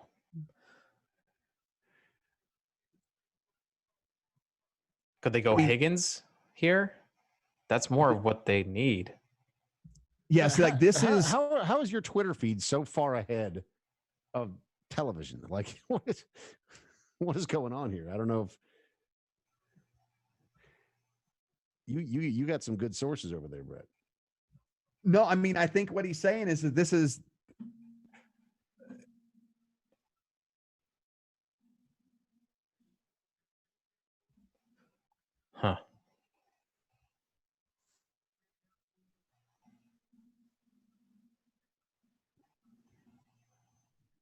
So Roger Goodell makes $30 million a year. I would have expected his setup to be a little bit more elaborate. I'm just saying. I mean, wouldn't you? A lot of them.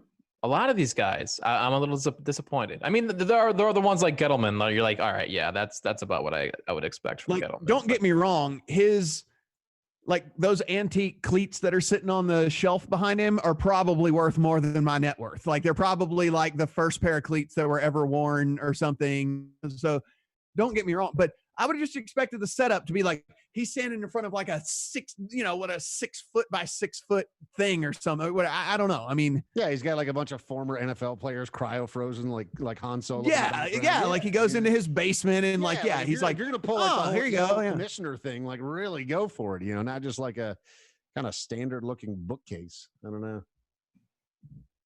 So Rager, that's really interesting. So I do have the Rager goes in the first round. That's good. Yeah, that could have been worse for you.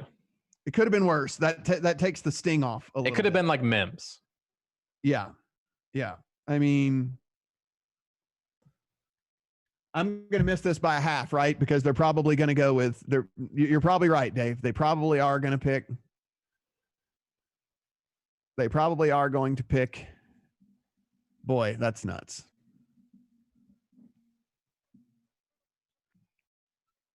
Yeah. So no quarterback right there, now, or if they're really happy with.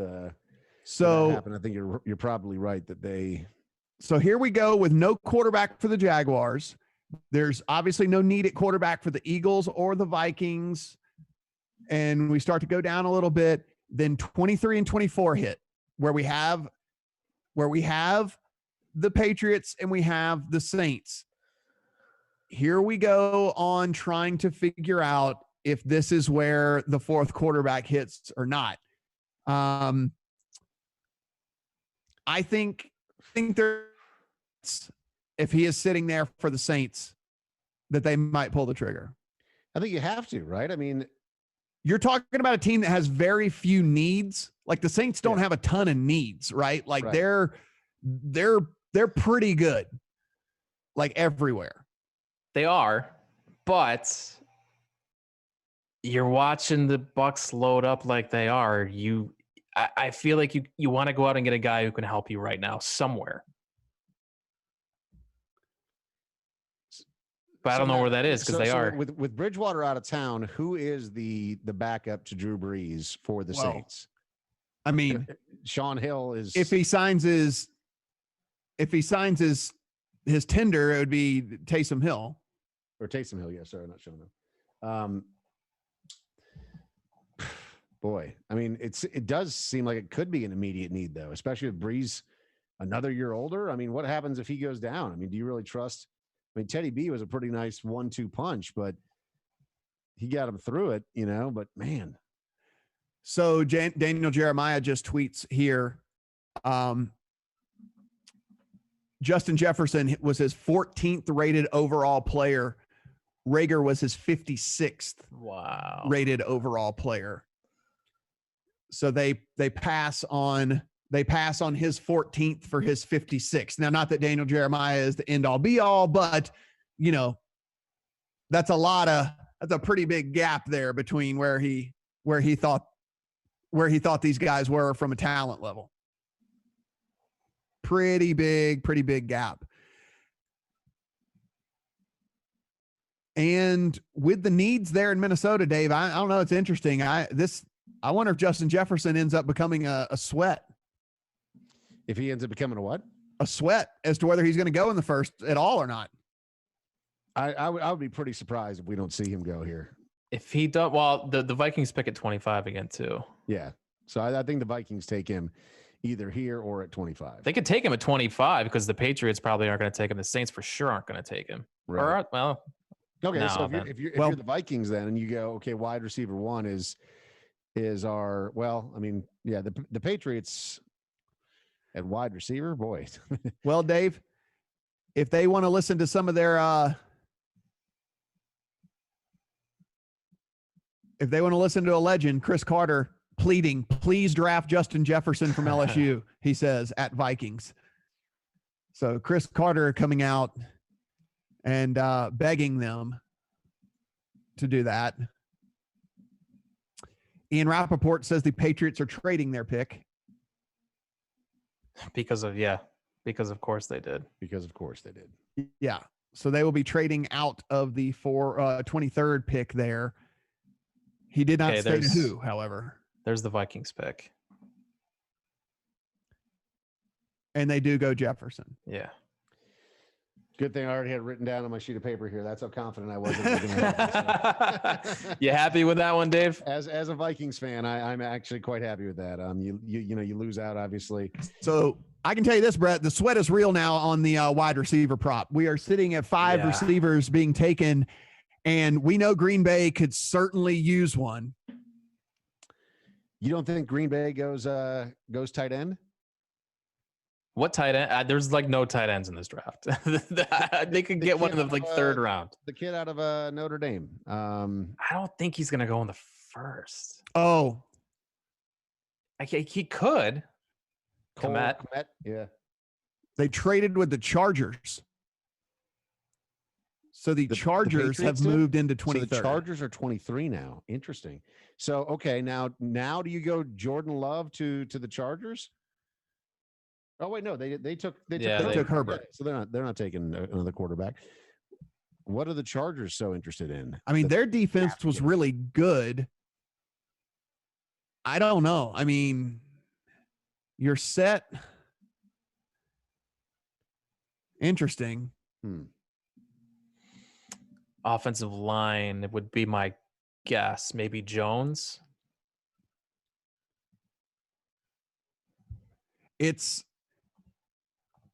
They gave up their second and third for this pick to move up. So they gave up a decent amount of capital. Kenneth Murray's still on the board, right? Yeah. So maybe Kenneth Murray.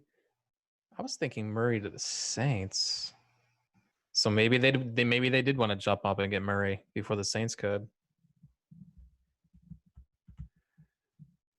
So going back to Jalen Reagor here, guys, the props on Reagor, taking a look, he is to be drafted in the first round.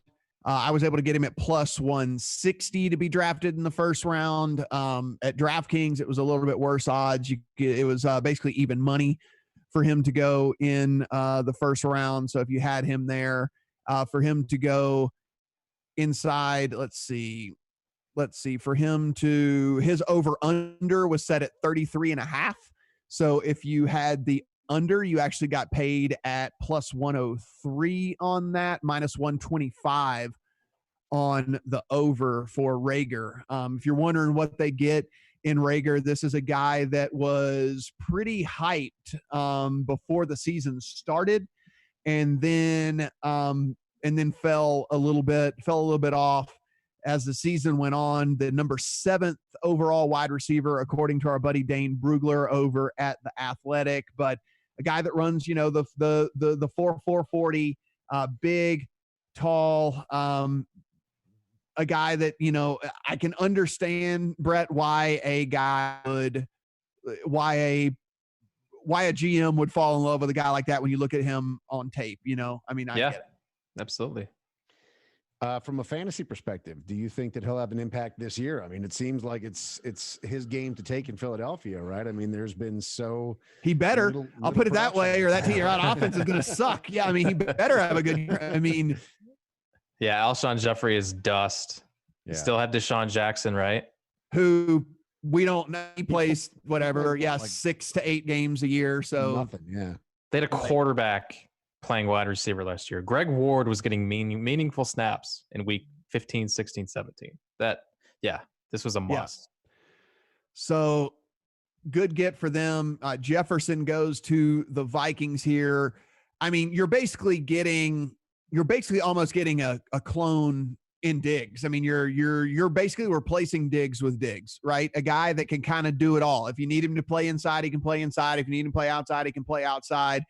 He'll go up and challenge for balls, really good after the catch as well. So you kind of move Diggs out of town to get a Diggs clone. And, look, things were good when Diggs, things were good for the Vikings when Diggs was playing well. So, I think the pick is pretty awesome for them. I think it's a great get for them as well. Yeah, I mean Diggs, as Brett and I have talked about quite a bit. He's doesn't really have anything left in the tank. He's kind of a dick. It's good to get him out of town. It's nice move by the Vikings to foist Stephon Diggs onto the Buffalo Bills. This does sting a little bit because Jefferson was a guy before they traded for Diggs. Jefferson was a guy that I was eyeing for the Bills at 22. So long term, I feel like the Bills gave up a little too much for Diggs, but I understand why they did it. They saw an opening here for them to compete for the AFC East finally, and Diggs is going to help them now, whereas Jefferson wouldn't. So right, it's a let's not roll the dice when we have this opening type thing. Yeah, and so I totally get it. Jefferson, looking at this Vikings depth chart, this guy could contribute right away for them though. Olabisi Johnson, Tajay Sharp, Chad Beebe. That's who he's trying to beat out for that wide receiver too. Sharp coming over from the Tennessee Titans, that may be kind of interesting. Seeing Adam Thielen become that wide receiver one will be interesting as well, because it's really with him and Diggs, it was really that 1-2 punch, So yeah, he's not getting any younger either. Yeah, well, I mean, and then obviously all of the injuries that he had to deal with last year was a lot. Guys, so. I don't know. It just now hit me that Justin Jefferson not going at 21 just cost me $1,000. Like that just now, it just hit me. So that's a bummer. And he ended up in my Vikings, which makes it even sweeter for me. You just lost $1,000, and now he's mine by a half a pick. by a half pick. That's brutal. That sucks, man. By a half pick. That's a bummer. Yeah. So we look here. This is interesting. Chargers felt they needed to move up to get whoever they are. And they felt like they needed to move up. So they traded with the Patriots. So it's entirely possible, like you said, that they're trying to snake whoever the Saints have their eye on. So, and I think that's Murray. That makes sense to me. And it is Murray. So the Saints definitely, and there it is. Yeah. So because the Saints had out of Oklahoma is going to be putting on the very cool new Chargers uniforms come this football season. So good for him. So there's another defensive player.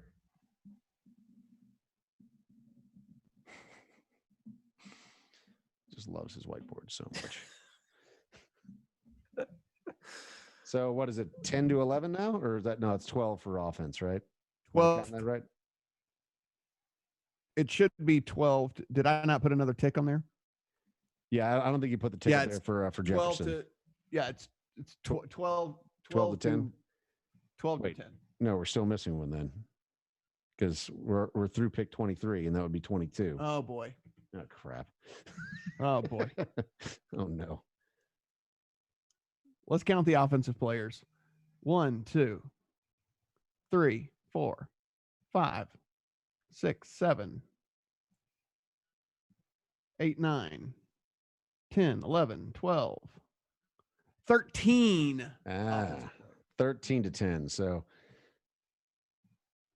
we'll see here what the Saints decide to do at number 24. But this team is so loaded. Who are the Saints? Yeah. That's what I'm saying. They're going to have to this year, right? So loaded.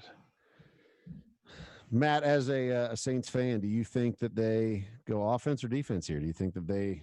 I would take Love if I were them. Yeah. Because they're already so good? Here's the thing. They had to talk Drew Brees out of retirement, right? I mean, this is a dude who had one foot out the door. They're like, all right, let's give it one last go here, And so, look, this is it, this is it. You take the guy who can sit, because everyone says Love needs to sit a year. This is the perfect place for him to sit a year. He is not even a minimal threat.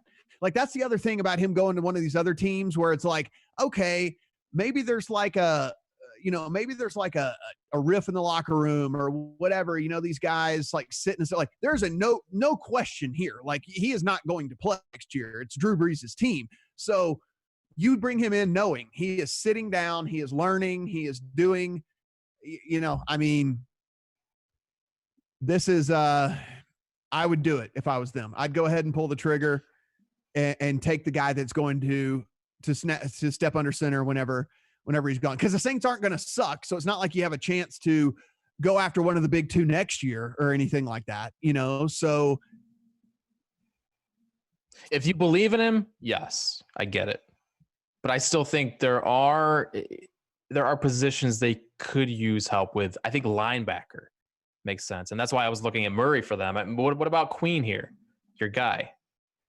Well, the only need they have is linebacker. Yeah, that's it. That's it. That's the only place, because you have Kiko Alonso still coming off of injury, and then lost a couple to free agency. So yeah, I mean, there is a need there. I think that there's a chance that could certainly happen. I don't know. To me, it's tough to get elite quarterback play, man. And like, if you think Love can be that guy, especially with no pressure at all to play in year one, I don't know. It just seems like something you do. Unless you think you can mortgage the farm, unless you can pull a Ricky Williams and like give away your next 12 drafts and go get Trevor Lawrence next year or something, Do you like Love though? I've seen the good and I've seen the bad. Yeah, I've seen a lot of bad, man. I don't know if I would reach for him this early. I've seen the good and I've seen the bad,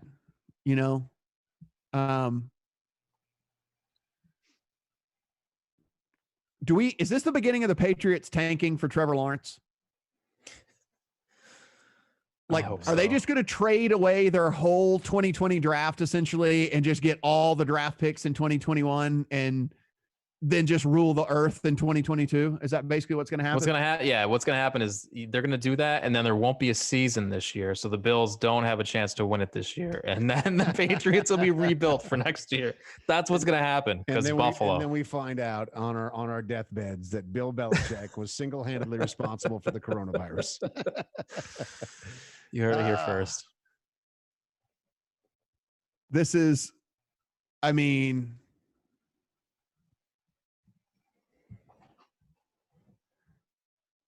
so this is, I've not seen any leaks on this pick. Have you, Brett? No, nothing yet. I've seen no leaks on this one. Well, Brett, it would be, beginning of this, you said that it was pretty boring. Has this gotten spicy enough for you? Yeah, I mean, look, yeah. Things got crazy all of a sudden. Things went off the rails. There's no doubt about that. I mean, we have sweats, right? I mean, the wide receiver sweat is real. If you got in real early on the quarterback line, it's, they opened it at 3.5, then it moved to 4, and then it quickly moved to 4.5. But I got in on it at 3.5, so I have a sweat here for a quarterback. Maybe I'm rooting for the Saints subliminally to take him just so I can cash a ticket. I mean, maybe that's what's going on here. But it started with Ruggs. The Raiders taking Ruggs led to threw everything off. Yeah. The shocking pick of CeeDee Lamb to the Cowboys, which is still, I can't wrap my head around that. I'll tell you this though, Brett, just going back, and I know it's not a skill position player here or anything, but it's like Murray to the Chargers. I mean, like, Chargers have a really, really good defense. Yeah, they do. Like, they got a legit defense. And I guess if you're them and you're in that division and you say, hey, look, anything we can do to slow down Mahomes and company, we just got to try and do it. And maybe that's the right way to go about it. I mean, I saw Isaiah Simmons mock to him quite a bit too, just because of that reason. Like, what can we do to stop Mahomes? What helps us stop the Chiefs? Simmons does that, but wow. I guess, the quarterback. Saints are taking a center. Oh, wow. Who would Taking Ruiz. Ruiz, yeah. Wow. Okay. So they've got McCoy there right now. Eric McCoy. He graded as a 78 last year.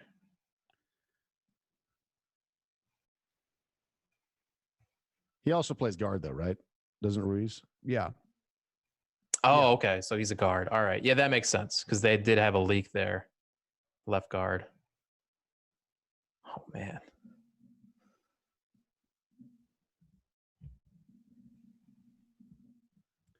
So Ruiz out of Michigan, a Wolverine, headed to play for the Saints now. Number 24, that puts Minnesota back on the clock at number 25 once this officially gets posted. You got to think they have to go cornerback here for the Vikings. Cornerback, after basically shipping their entire defense out of town in the secondary, they got to figure out how to fill in some holes. I mean, Xavier Ruiz, Rhodes, Waynes, Alexander. Ruiz minus 200 to go in the first round. So he was, graded to be a first rounder. He was the only guy that was a center guard that made the cut on most people's mocks, at least, to go in the first. So I guess it's not a huge surprise. Yeah, I mean, passing on the hometown boy though is not going to be too incredibly popular. That's for sure.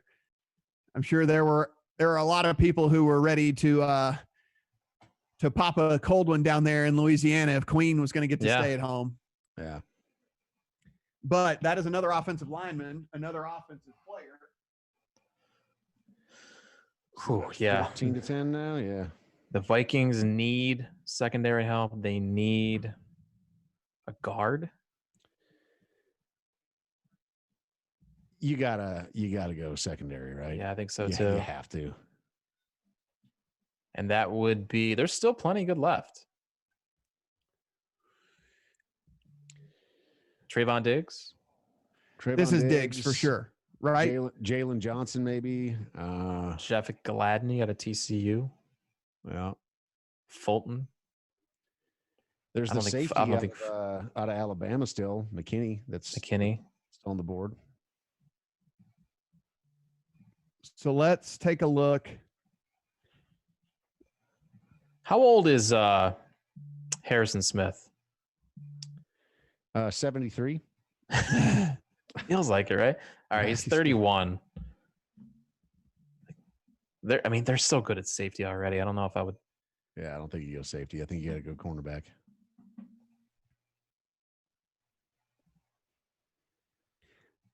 So Ruiz was graded as the number 2 overall center, according to Brugler. Who's number 1? Who's ahead of him? He actually had Lloyd Cushenberry, which actually would have been another hometown pick for the for the Saints had they gone there because Cushenberry played for LSU. So Saints hate hometown picks, apparently. Apparently, yeah. Saints, yes. I think the moral of the story here is the Saints hate hometown picks. But look, this is a guy that started 5 games as a freshman, was 3rd team All Big Ten as a sophomore, as a true sophomore, 2nd team All Big Ten as a junior. He entered early here, about 6'3", 307. And apparently, again, a multi-position type guy, a little bit of a jack of all trade type situation for the Saints there. Look, the pick would have been a vanity pick if they were taking Jordan Love, right? I mean, that's what it would have come down to. It would have been a vanity pick, and they are one of the few teams that have the luxury of doing that. I think the only way now, if you look at this, Brett, the only way Love goes in the first round now is if the Packers think that they need to take a successor to Aaron Rodgers. If not, barring a trade, right? Someone else could trade back in. There's no doubt about that. Someone else could trade back in, but I don't see it happening. And Love was minus 500 to go in the first round too. Wow. Yeah. Yeah, Packers maybe. So we've it's not seen gonna- two trades. What did we put it at? 3. So we've seen 2 so far, which was the 49ers jockeying with the Bucks, and then the Chargers swooping back in at number 23 with New England. But otherwise, those are the only 2 trades, right? I think so. Wait, wasn't there 3 trades? Was there? The only 2 that I have at least jotted down here. Yeah, no, I don't think so. Chargers. Has there only been 2? So the 49ers and the Bucks, right? They swapped, so the Bucks could go and get Wirfs, and then the Chargers coming in for New England. I think that's the only.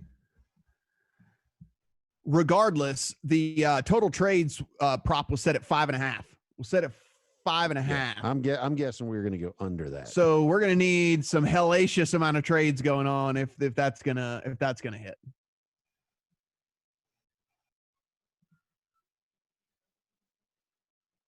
Yeah, that's it. Just those 2. I guess they just send the guys like just a whole goddamn box of hats or something or whatever. Like, how is this? How does this guy had no idea he was going to go to the Saints? Like, how does he have a Saints hat? Like, you get a box of hats other than Joe Burrow. Joe Burrow only got 1 hat. They only sent him. Everyone else has 31 extra hats. He got screwed. Everyone else got 32 hats. He got 1 friggin' hat. Like, it was like Burrow's like, oh, what is this? This is garbage. Like, why do I only get 1 hat? All right, we now have 3 trades because the Vikings just traded to the 49ers. Oh, all the way down to 31. Okay, so the Vikings. So the wide receiver prop's about to get busted then. Yeah, so the 49ers now. So what that tells me probably is that the Vikings are confident that there's enough good guys at corner that'll still be around in 5 or 6 picks. And the 49ers are going to get their wide receiver because that's getting pretty thin. So this could be Mims. This could be Mims. This could be Higgins. I feel like Higgins is a day 2 guy though. This could be Mims, or this could be Ayuk. Ayuk is the other one. So I think this could be Higgins because they're worried that the Seahawks, because they need some help at wide receiver. Maybe the 49ers are trying to swoop in on whoever the Seahawks are angling for at number 27 and steal him away. I guess I'll start tallying up the picks here as well on what we're looking at as far as team wise goes, because there's a whole bunch of props out there.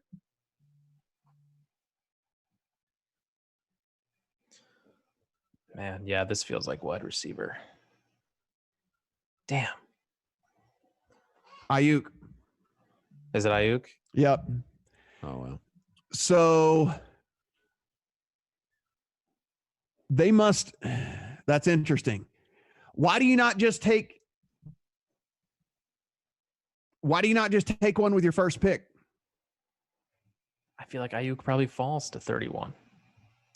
Like, that's interesting. That they must love him. They must be in love with him. But wide receiver prop busted. The over hits here. Brandon Ayuk, wide receiver out of Arizona State, going to play for the 49ers. I wonder if they thought that the Seahawks, who have a pick at 27, were going to go with Ayuk. I can tell you this.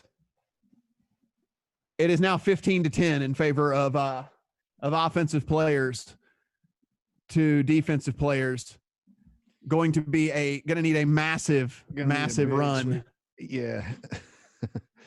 Because you got to think that, defensively still to come, you got to think Minnesota, we're going to stick with that. What does Miami do here? So the Dolphins are up next at 26. I think Seahawks go wide receiver or another skill position. Ravens. This is where the running back sweat starts. Yes. Yeah. Right here. Is it possible that the Dolphins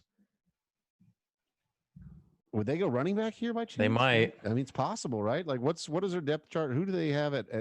They've got Jordan Howard. That's right. Ugh. So they Ayuk minus 115 to be a top 32 pick at DraftKings. Pretty interesting. So you actually had to lay to for him to go in the top 32 picks, which is pretty interesting. Well, it cashes for you. So yeah, Jordan Howard, Patrick Laird is backing him up. So boy, the Dolphins certainly could use some help at running back. They could wait till tomorrow too, but they have a lot of picks though. So this was the one team we were thinking could go running back in the first round. So here it is. Will it happen? A lot of people sweating this pick right now, I think, including Matt. And if it is running back, is it Jonathan Taylor, do you think? If I had to put money on it, it would be Swift. But it could be any one of three guys, I think. It could be Swift, it could be Taylor, it could be Dobbins. Let's hope that they look at all the other talent that's still available and go with all of this ton. There's just so much talent still available. I mean, come on. Like, this is... I mean, come on.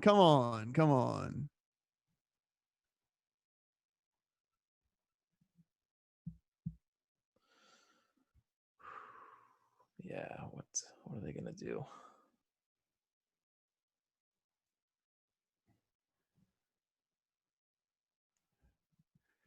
So with the 49ers, let's talk about Ayuk to the 49ers. I mean, Deebo Samuel, obviously the number one there, but Ayuk comes in and there it is, running back. They took Swift. Wow. So out of Georgia, headed to Miami. Boy, wow. That is, I don't know, man.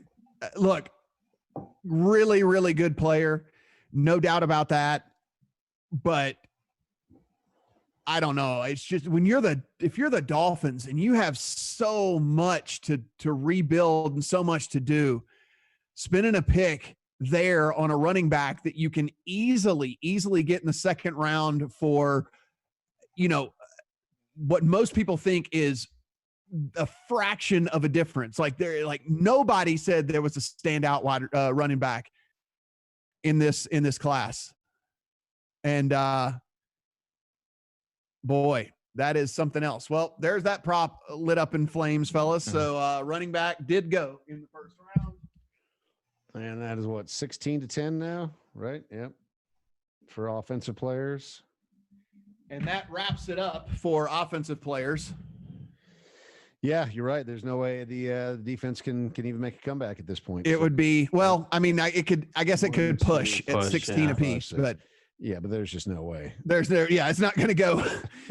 It's not going straight defense from here on out. That's for sure. All right, so let's go back to Ayuk. Yeah. This is one of the things, David, you and I have done a bunch of programming together. Brett, you and I have done a bunch of programming together. We were very, very on, in the same tune when it came to this, that, Jimmy G, we were just not incredibly impressed with his playmaking ability and all that. And I understand this is exciting if you're a 49ers fan. I get it. Like, you get another flashy wide receiver coming in there and all that. But I mean, I don't know, man. I don't have the confidence in Jimmy G to be able to constantly and consistently get the ball in his playmakers' hands. I don't know. I'm sure he'll be serviceable in fantasy, but I don't think it's going to be anything. I don't think anything we're really talking about much of the year. He's the one guy at wide receiver I don't know a lot about. I watched a lot of Arizona State tape 2 years ago, mostly because of N'Keal Harry. I didn't even know who Ayuk was back then. So I don't have much knowledge about this kid. I mean, it's not just you, Matt, that doesn't have a whole lot of confidence. It's the coaching staff.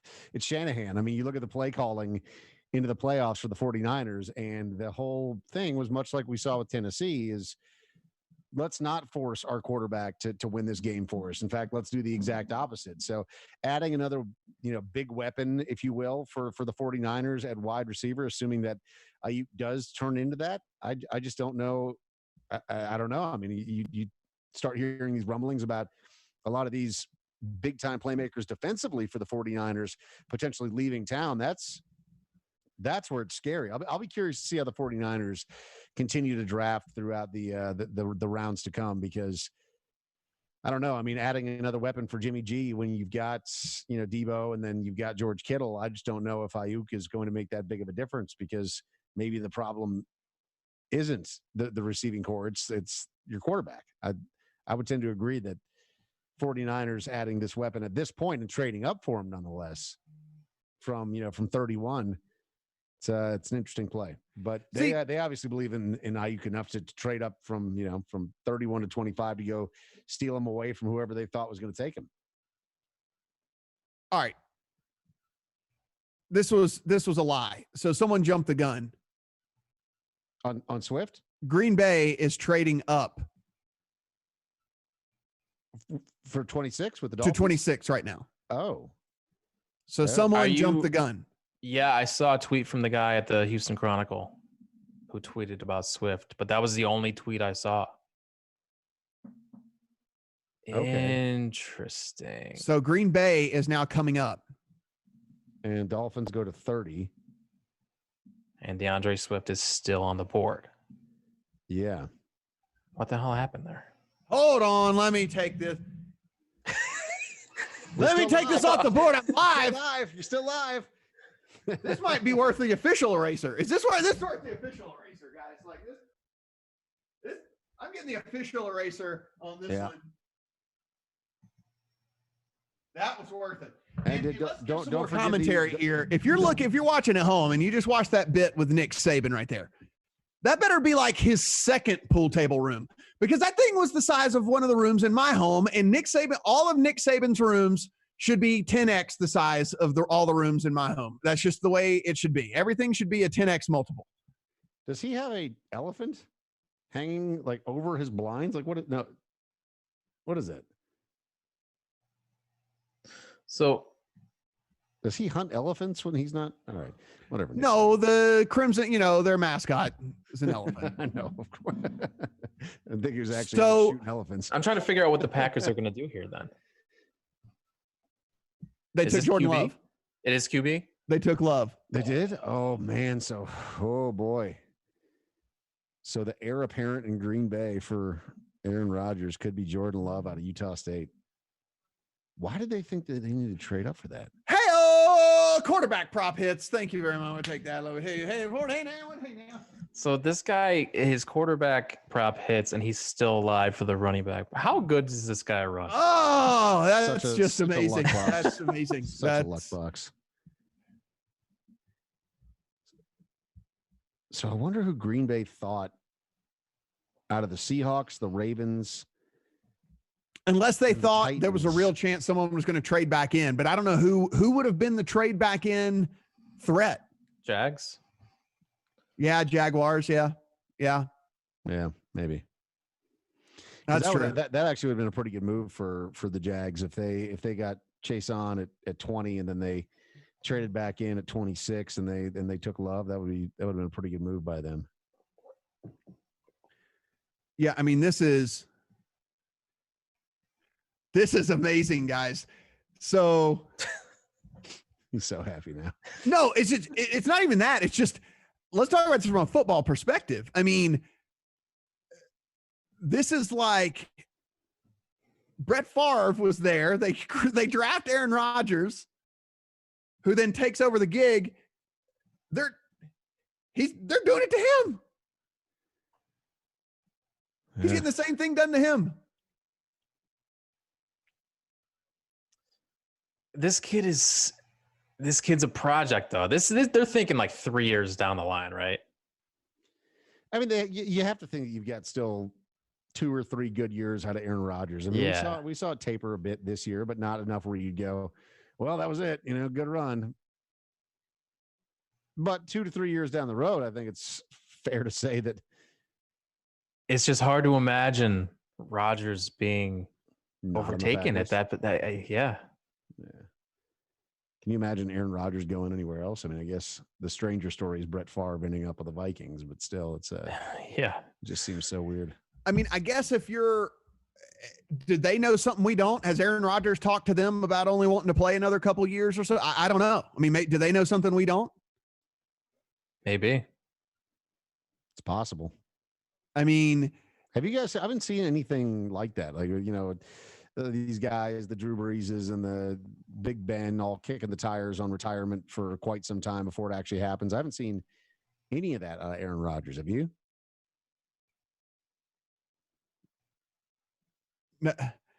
No. What's crazy, I guess, to me in this is that you look at this team last year and like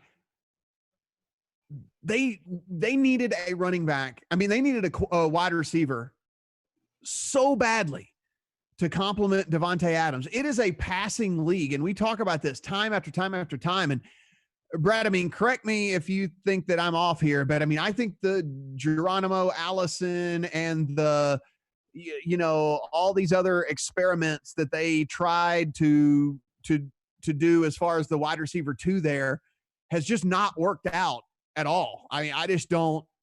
That was their big problem last year.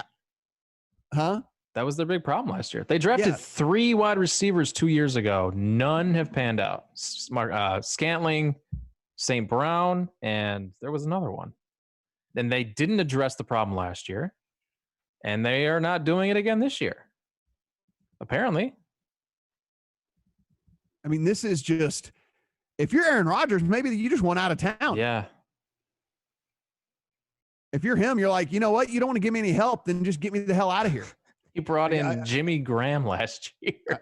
Yeah, they wheeled Jimmy Graham in the ghost of Jimmy Graham to try to help out.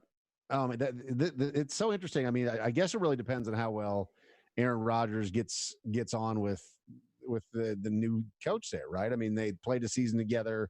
Obviously, Adams going down was a huge problem for him, like you said. I mean, just so many drop balls, and maybe you're right. Maybe that's what we're not seeing is they know that Aaron Rodgers really is pretty pissed. And I don't know, dude. Like, you look at this, Devontae Adams, who graded out as like one of the top 5 receivers in the league, and then you're going into this with Jake Kumaro and Marquez Valdez-Scantling and friggin' Darius Shepard and like what in the Alan Lazard? Like, what in the hell is this? Like, what are you doing to this guy? Everyone talks about him being washed. It's like, you got to have people to throw to in this league in 2020, man. Yeah. Yeah, when Adams was hurt last year, that offense was a disaster. There was no helping Rodgers. He had no chance. No. Horrible. All right, so now we've got who's on the clock now? Seahawks have about 3 minutes left on the clock. I think the Seahawks are going to go the skill position here. I would think that they would go maybe wide receiver. Their line is horrible. Yeah, they could use an offensive lineman. They really do need an offensive lineman. You're like right. Russell Wilson basically runs for his life like every single friggin' play. But Josh Jones is still out there. Yeah, Jones would work. Who's that safety? The one from LSU? What's his? Delpit? Or the center. Oh, Cushenberry. Yeah. Oh man, this offensive line is so bad. Yeah, like I mean, you take a look at this and it's like, oh my God. What? They took a linebacker. What? Who? The Seahawks did. No, but who did they take? Queen? Jordan Brooks. Who? Jordan. Who?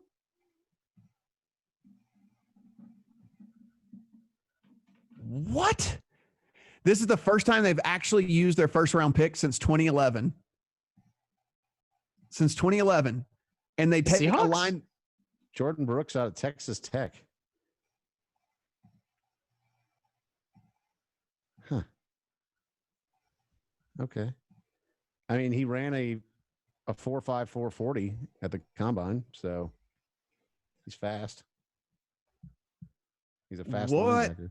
What is going on?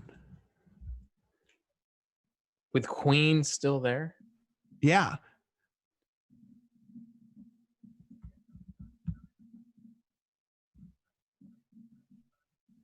Jordan Brooks. What was the number on two dudes named Jordan going back to back? Well, I will tell you this. This is Jordan with a Y. It's true, but it's still Jordan. Still a Jordan. If you're frantically Googling who is Jordan Brooks, Jordyn, Jordan Brooks. The seventh rated linebacker, according to Dane Brugler, Queen being the second rated linebacker, according to Brugler. Boy, how do you blow that, man? How do you not take Queen there? Because he's Queen for sure going in every single person's mock draft in the first round. Every single draft that I have up has Queen going in the first round. I would be stunned if Queen doesn't go to the Ravens right now. Also, Queen 2 years younger than this. And 2 years. Yeah. 2 I mean, years like, younger. Wow. So that's pick one for the defense here, guys. Yeah, that's 11 now for the defense. Still at 16 for the offense. Is the defense going to pull this off? 1, 2, 3, 4. We're still need a clean sweep from the defense, obviously, For the push. to come through. But a push is still possible.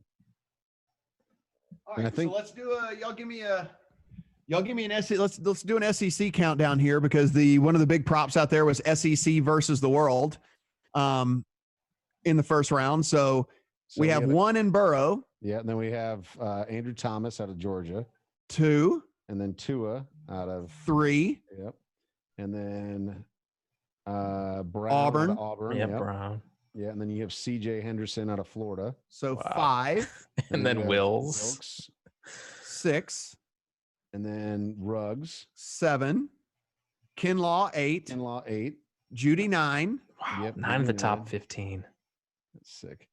Judy then 9, Chason Yep, 10, yep, and then Jefferson 11. Yep. Okay. Okay. So we have 11 SEC players. And what was the number? The number was I think it was 15 and a half. So it's not going to get there. No. Well, I mean, no. Maybe. Right? There's 1, 2. Yeah, it was 15 and a half. 5. There's 5 more picks to go. So It's They'd have- possible. I mean, you've got I think Queen goes next. So Queen, you've got McKinney could go, Diggs could go. McKinney. Yeah, McKinney makes a lot of sense. So SEC versus the world. It looks like the world. It Yeah, looks like the world is going to win. guys we did not think just kind of snuck into the first Yeah. round, like Jordan Brooks. Like a Jordan Like Brooks. Jordan Brooks. Wow. And this guy from Ohio State, this cornerback, did not see him going first round. Let's count Bama players here. That was another prop that we can update people on. So we have 2 off the board at 5. We have Ruggs. Ruggs off the board. Judy. Wills.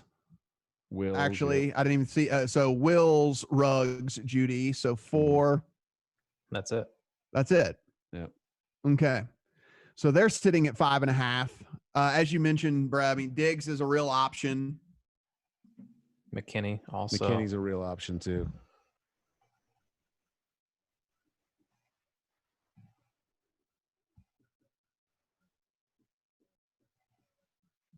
So we do have some sweats still to go. As we move into the final 5 picks here, We are looking, Bama could still hit. SEC in theory, I guess, could still hit. It looks like this is going to be. Looks like offense is going to win out here, but again, we could have a run here, and there could be a push. Well, you got to think the Ravens are probably going defense. I think the Vikings are definitely going defense. Kansas City, I don't know. Dolphins, Titans. Yeah, I don't know. It really could go all defense at this point. Yeah.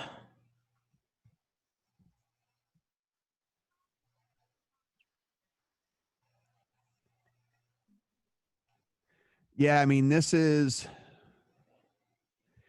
to be interesting to see how this, I guess, plays. I mean,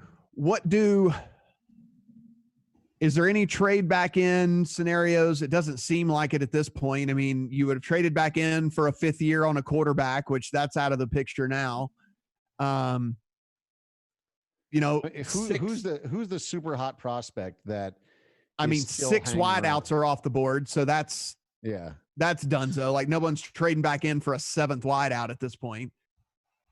The only one I can think of right now is Queen, but nobody's trading back in for a linebacker, I don't think. And McKinney at safety.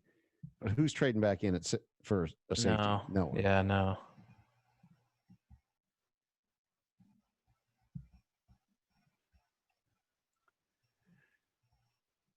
This is real strange. This Packers move, he's there at 30. Yeah. I mean, like, what? Without a doubt. What is going on? Like, he's there at 30.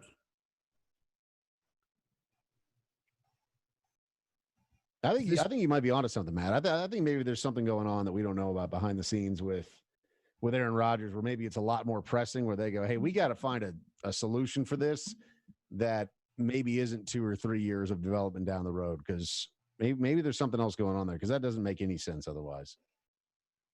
Then the Seahawks keep a pick for the first time in a decade and then take a linebacker that's not on anyone's friggin' board for like another 40 picks. Like, what?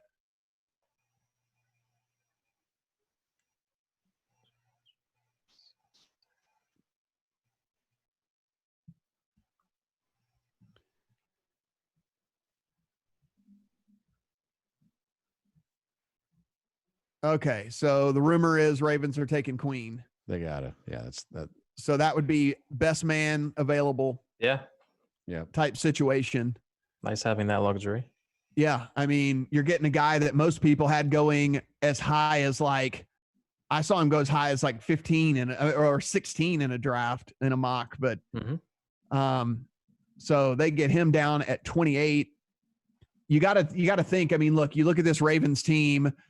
From an offensive standpoint, I mean, I guess you could have taken a luxury pick if it had been there, maybe one of these like wideouts if it was there for you, just as like a luxury pick. But you look at their offense. Their offense is pretty legit. So I mean, in doing anything you can do to increase, help out on that defensive side of the ball, probably the way to go. And Queen being the best guy that's left there. This sweat really might come down to the Kansas City pick at 32 for offense and defense, because we just went 2 defensive players, so now we're at what, 12 to 16. And Titans. Yeah. What do you think? Could go offensive line. Could go Jones. Yeah. Okay. I could see that. Because Jones is probably, now that Queen's off the board, is probably the get, right? Him and McKinney. And the only one that would count, obviously, for offense is Jones, unless the Chiefs decide to go a running back, which I guess is possible. Maybe they'll go Taylor. So I guess of note here, though, with Queen going, what we did get with that is another Bama and LSU are now tied for players taken in the first round. Ooh. There was a head-to-head between Bama and LSU. You were getting some decent plus money actually on LSU with that one. So if a Christian Fulton sneaks in these last 4 picks, or a Delpit sneaks in these last 4 picks. Yeah, but it seems like, I mean, McKinney's got to be. He was projected to go in the top 20, and we're getting down to number 30 here. So Brett, let's go back to this. Let's go back to this Love pick. You were of the mind last year that Aaron Rodgers was on the way down, that he was, washed, or at least beginning to be washed. It was the first time he looked human. Let's just put it that way. I wouldn't say he was washed, but was that because he had no weapons for several weeks? I guess I didn't realize this just because when we think of quote unquote old quarterbacks, we think of Breeze and Brady and whatever and all that. But like in December, Aaron Rodgers will be 37.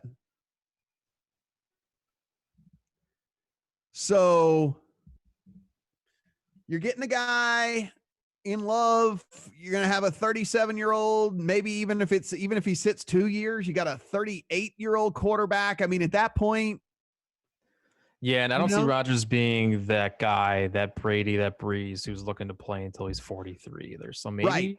So maybe this is part of the plan. Maybe I was going to say, maybe this is 3 just years down the road. Yeah. I mean, maybe he told him, hey, look, I got 2 years left and I'm going to, me and Danica are just going to, ride off into the speed off, get into her speed off into the and just into the sunset there. And which, by the way, I mean, just a sidebar here, isn't that just one of the weirdest sports couples? Like they just don't. I mean, also just because the one before to me was like one of the most beautiful women on the face of the planet. Like Olivia Munn. Yeah, she nasty too. Yeah, I mean, like so. Yeah. But it's yeah. So you know what? So I'm not going to. The only reason I will crucify this pick is not who they took.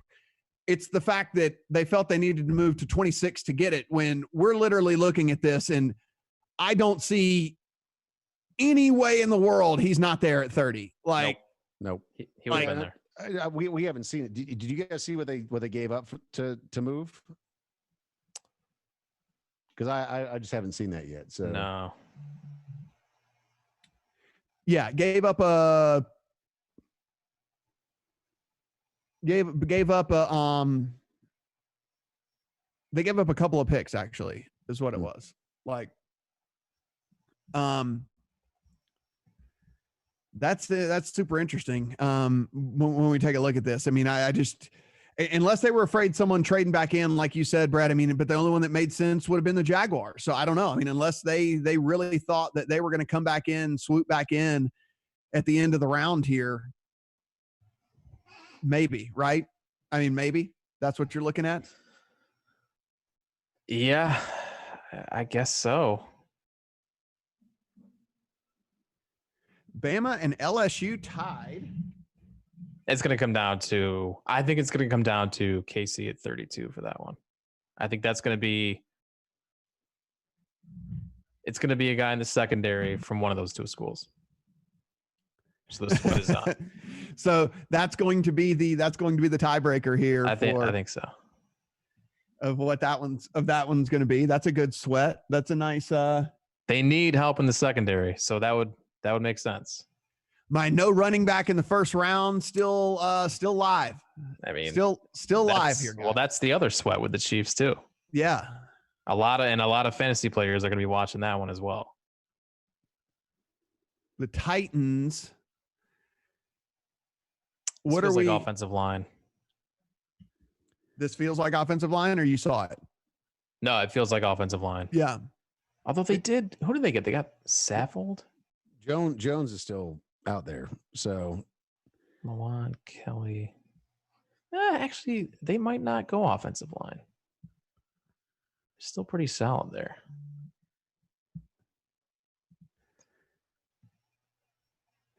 If we're wondering what the experts out there, Mike Renner from Pro Football Focus had an edge rusher in Gross Matos going there. Daniel Jeremiah actually had Ayuk going to the Titans, so we know Ayuk is off the board.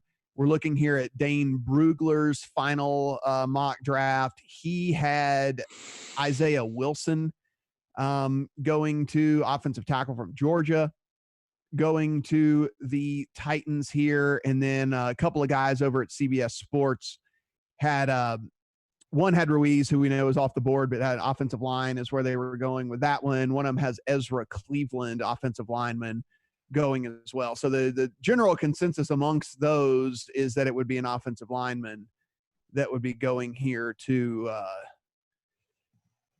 the Tennessee Titans. Brett, off the top of my head, I don't remember. How did they cover last year? I mean, there's still the Jalen Johnson on the board, the corner. We're sitting at only 3 corners that have been taken in the draft as it is right now. Of course, the line on that one,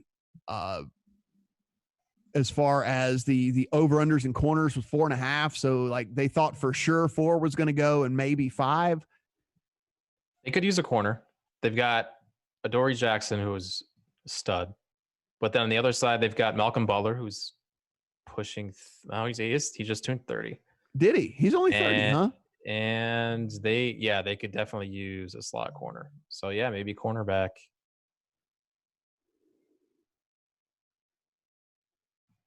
Forgot they got Vic Beasley too. Well, here we are. We don't have to wait much longer. What was happening at Mike Vrabel's house? I don't know if you guys have seen that shot yet, but someone got it right. Isaiah Wilson. That was Dane. I think Dane had Wilson. Yep. There. Yep. There's SEC. That's Brugler. There's SEC. But that's already over, right? Didn't the SEC lost?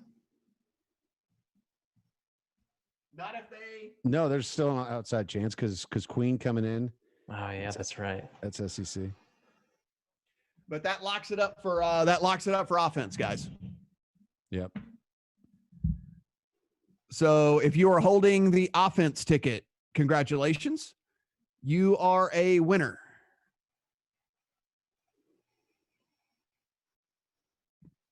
SEC now sitting at 13 players. Bama and LSU still sitting at 4 apiece. That is another offensive lineman. So, the offensive line sweat.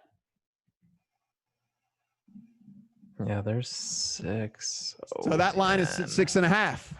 So we do have sweats here in these final picks.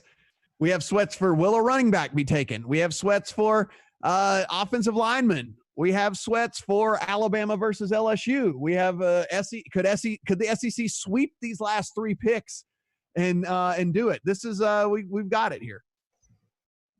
So we've got Packers. No, Packers because they traded up. So we have Dolphins, that's right. Vikings, Chiefs. Dolphins, Vikings, Chiefs.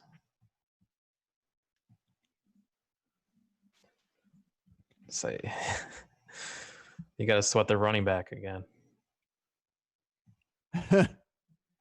If the Dolphins take a running back, I mean, come on, they can't.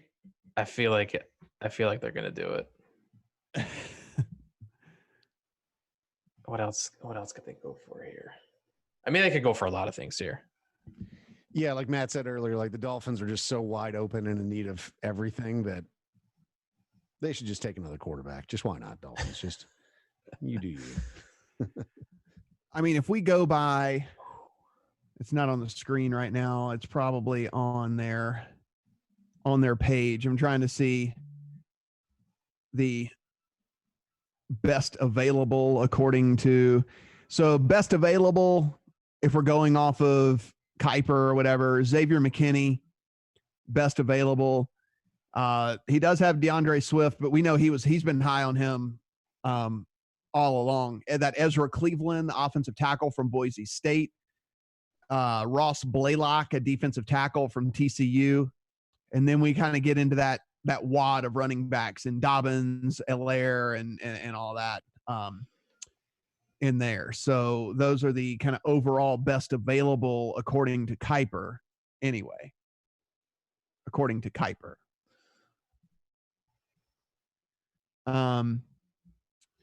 Sitting here with the Dolphins, is there any chance the Dolphins trade out of this, Brett? Like, I mean, they're in such a rebuild. Yeah.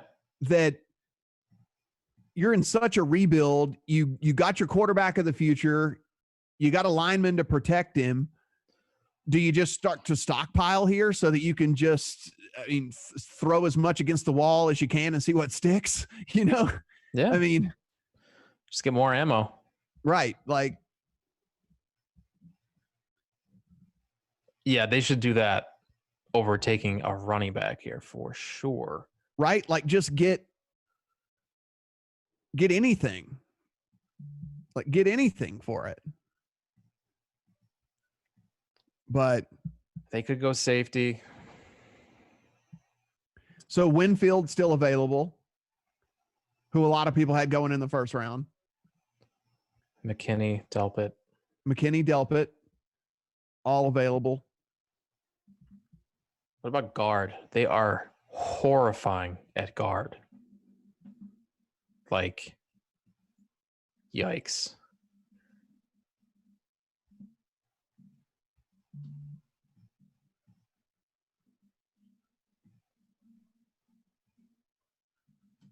Oh, never mind. Wilson was made number 7.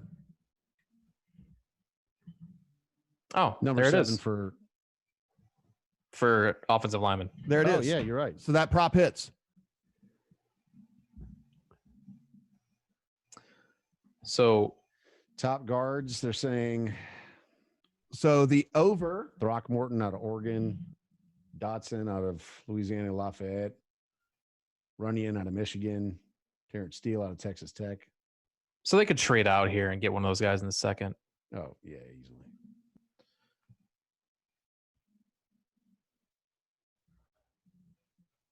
Book's probably hating this because everybody likes to bet overs. Nobody bets unders.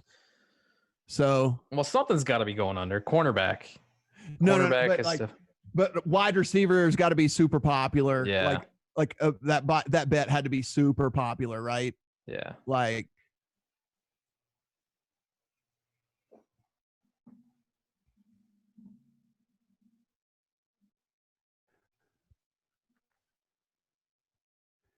we're still waiting on the Dolphins. Still waiting here. I'm just now seeing the Vrabel shot with the guy in the background. What?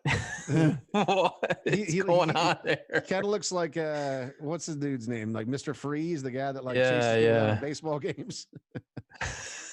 And the other guy with the mullet. Yeah, he just sort of has like a Joe Dirt thing going on there. That's awesome. By the way, has the mullet been overtaken by Joe Exotic now that, because Joe Dirt feels kind of like a dated reference at this point. Like, it's Joe Exotic, right? Like, he just planted the flag on the mullet. I think that's fair. Or perhaps Matt Brown, who he hasn't turned around a lot, but he's got, see that? Look at that. He's got the Mohawk Guys, mullet. this is called the quarantine Mohawk mullet because, this is the first time I've had to be on camera, in a month. So I'm like, hey, let's do it. Let it fly, man. Yeah. If you ever wanted to experiment with your hairdo, like, this is the time to do it because you got every excuse in the world. What are they trying to make this? Do they have to fill like longer? Yeah, they need to get in 3 more commercial breaks. I was going to say, is there this stretch it out? All right, the pick is in for the Dolphins. Let's see here.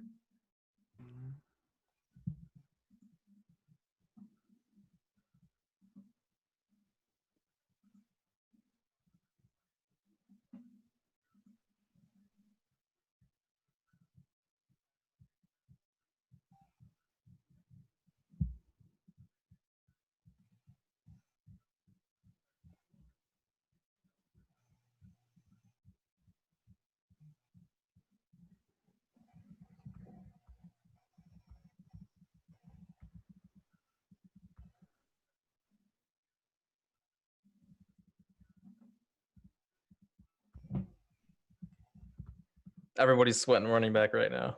Yeah, like Swift. Is this it? Is this it? We already thought it was once.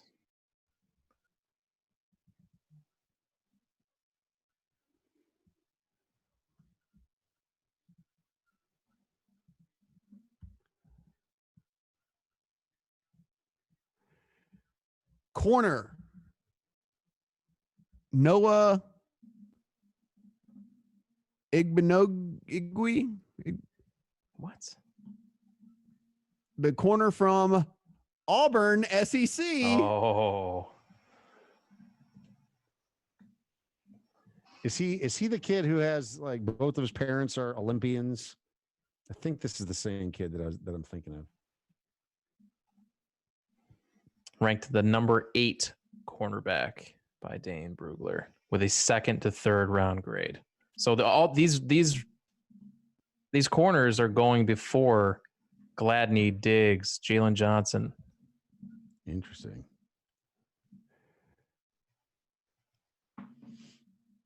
Wow. And that's so I think that puts the nail in the coffin on running backs. you still got the Chiefs.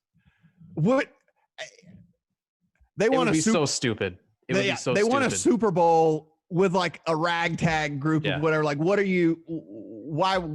I don't know. Why? It would be stupid. Yeah, so this kid, both of his parents were Olympians. They both competed in the Olympics for Nigeria. His dad was a jumper and his mom was a sprinter. Noah Igbenogini. I think you're pretty close there, Matt. This Damon Arnett that the Raiders took is almost 24. What are you doing? What? He's a redshirt senior. Yes. I love the Raiders. I love the Raiders. Wait, so that was Auburn. So Matt, you said SEC is still alive? SEC still live. Could still get That's there. 14. I could still get there. There are a lot of good. There are a lot of players with. There's first, a lot of good SEC players still left. A lot of them. and it's Vikings Chiefs. Vikings Chiefs need 34, secondary help. 32. Yes, the Vikings almost certainly going to go secondary. If not, I will be very disappointed in them. SEC is going to get there. It's going to go cornerback. Is this? Are you calling it? Or cornerback, running back, which still gets there if it's Swift, right? Yeah, that's right. Can't believe we're down to the last two picks and we still have some sweats. I love this.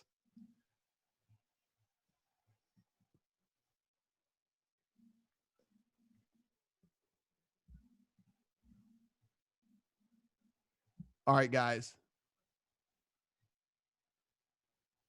Final two picks.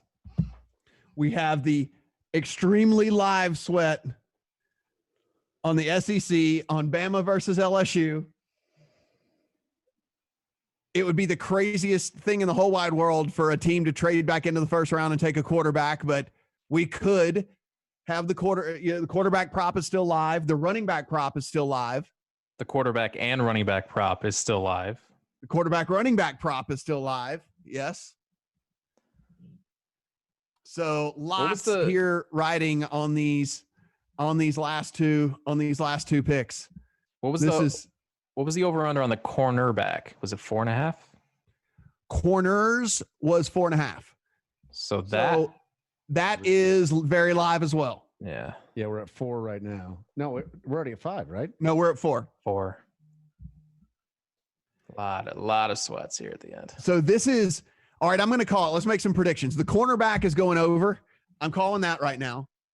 You think it's going to go? Yeah. Because the Vikings are taking the corner right here. For sure, yeah. The Vikings are taking the corner right here, and it's likely going to be an SEC corner. So it's going to come down to the Chiefs. This is it.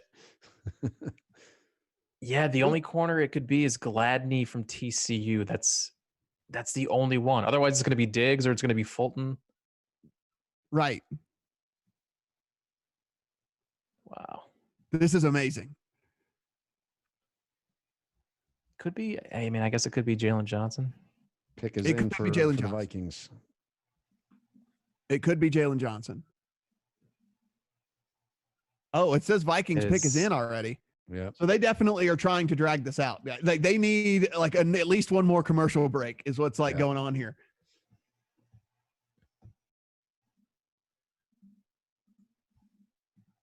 Like, look at this guy's home office. This is the general manager of a friggin' NFL team. Like, what is this?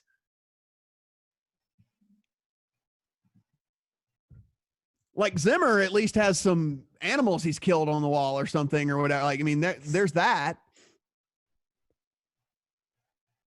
I mean, he's got to have just a rip-roaring man cave, right? Where he only goes in his office. Gladney.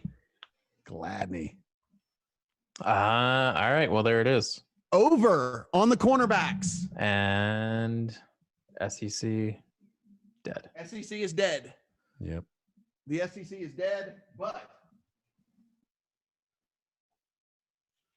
over on the corners as well. So what's under? Running back is under. Running back is under. Quarterback is under. No safeties off the board yet. I don't know if there must have been a prop on that. Yeah. 1.5. So basically 1.5. 1. Yeah. 1.5. Tight end, same deal, like half. Tight end was half. Probably a lot of juice on the under for that one. Yeah.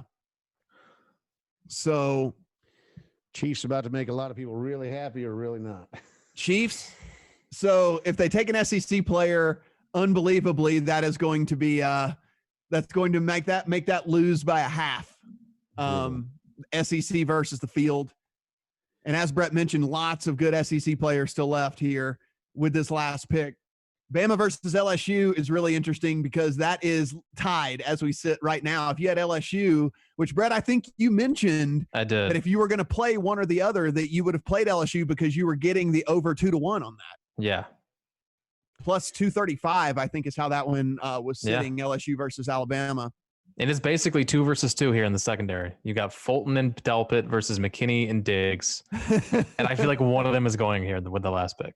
And we would have a sweat here if it wasn't for the Titans on, because it's been a sweep for the defense, 4 out of the last 5.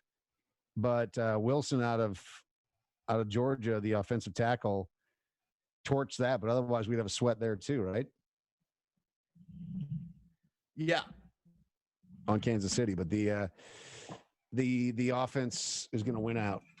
Yeah, it's 17-14 right now. It was set. The line was set. If we talk about how good these guys are, and when I say how good these guys are, they're also like, they're also working off mock drafts and all these things and stuff like that or whatever. But the line was 16.5, 15.5 offense to defensive players. It could end up 17-15 if a defensive player goes here to the Chiefs. Which is likely. Which is likely. Yeah. Yeah. Pretty good. Like, that's how good they are. 17-15 is how this thing is going to end up here.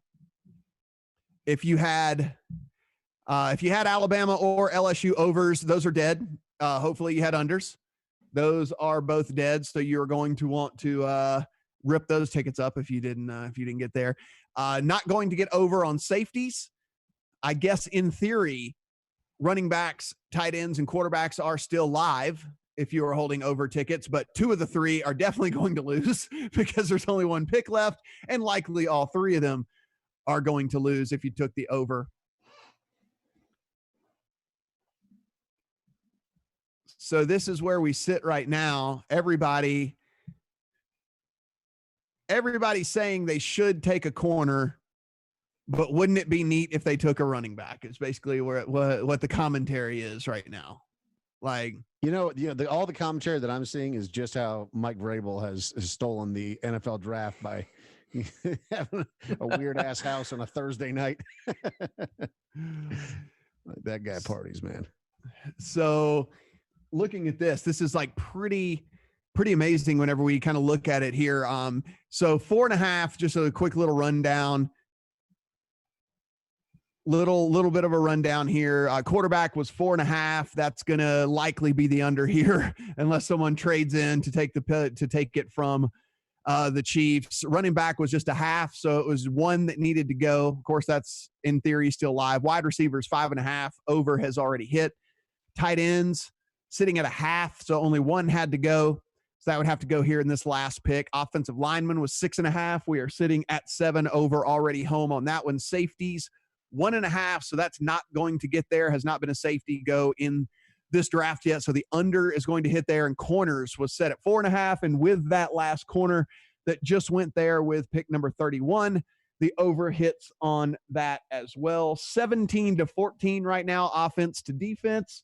SEC with 14 players taken in the first round, nearly half of the first round coming from one single football conference, and Alabama and LSU sitting with 8 players between those two schools as far as that goes. So pretty interesting stuff, and pretty interesting how this draft has really unfolded. Total trades was set at 5.5, and the under is going to hit on that one as well. Is it possible that the Chiefs take a safety here? I mean, as like a 1-2 punch with Honey Badger. I mean, if you put McKinney, I mean, because he's projected to be 17 to 20 on a lot of the mock drafts that I saw.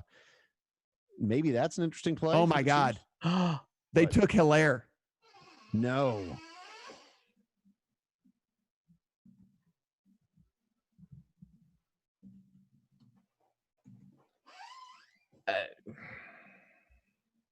Wow. Can we just talk about the fact that this guy was 30-1 to be the first running back taken like 3 weeks ago? There was legit steam on him this morning. Wow. And that the last pick of the draft busts my no running back. Oh, wow. SEC and running back. Look at that. Wow. So 1 over SEC at 15. 15 SEC players, guys. That is but hey, guys, remember, SEC's overrated every year. If you listen to people out on the West Coast, SEC's overrated every year. If you guys were wondering, only 15 of them taken in the first round. That's something. Mahomes just tweets a gif of Shaq dancing. What? What a fittingly weird way to end this draft. It was so chalky at the beginning, and then it just goes nuts. And this is how we finish it. Wow. First running back off the board was Clyde. That is a massive. And by the way, LSU now over Alabama. Oh my God. Wow, that pushes it over too. That would have been the 3rd or 4th guy I would have guessed for LSU there. No Swift, no Taylor. It's Hilaire that goes first round, 32nd pick, Kansas City Chiefs. So LSU, most players, right? I mean, Ohio State, 1, 2. Yeah. Yeah. 3. 5. 3. Yeah. 5 is the most. Yeah. 5's the most, right? 1, 2, 3, 4, 5. Wow. Yep. Bama 1, 2. So there's no other school, right? Yep. What, Oklahoma had 2 go. South Carolina had 1. TCU had a couple go. Georgia with what? 1, Just a couple. Yeah. 2. Yeah. Yep. LSU.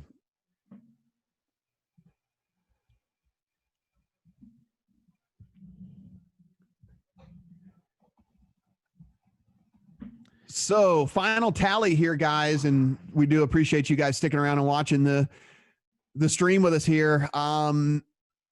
Quarterbacks under.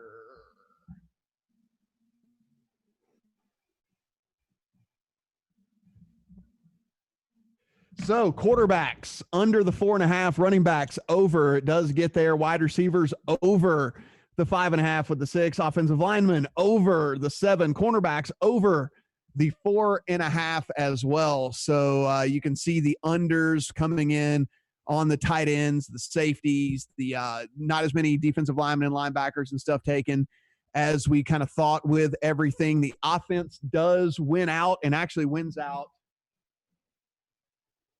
easily 18-14. 18-14 offense over defense. SEC does not get it done. Their over-under was set at 15.5. 15 SEC players taken in the first round, and LSU edges out Alabama for most taken in the first round. 5 players, 4 Alabama players taken out of that. So 9 of the SEC players from 2 schools there, 9 of the 15. But man, this was fun, man. It seemed like it was going to be chalky and boring at first, and then the curveball started coming, and then we didn't know really where we were going. Yeah, I mean, some head scratching moves. We talked about Green Bay, how strange that was. Yeah, there was definitely some surprises in there with some players falling way down the from where they're projected to go. I mean, a handful of guys that didn't even go in the first round that we thought would. That was a pretty fun first round of the draft, even though it was as strange as it was. I mean, when we look heading into tomorrow, guys, I mean, we talked about that wide receiver talent, and even though it still went over, I mean, if you thought your team was looking at needed a wide receiver and didn't get one, I mean, T. Higgins, Michael Pittman, Denzel Mims, all are going to still be available there as we start tomorrow. All 3 guys that, depending on which mock drafts you looked at, were in some people's first rounds and stuff. So it's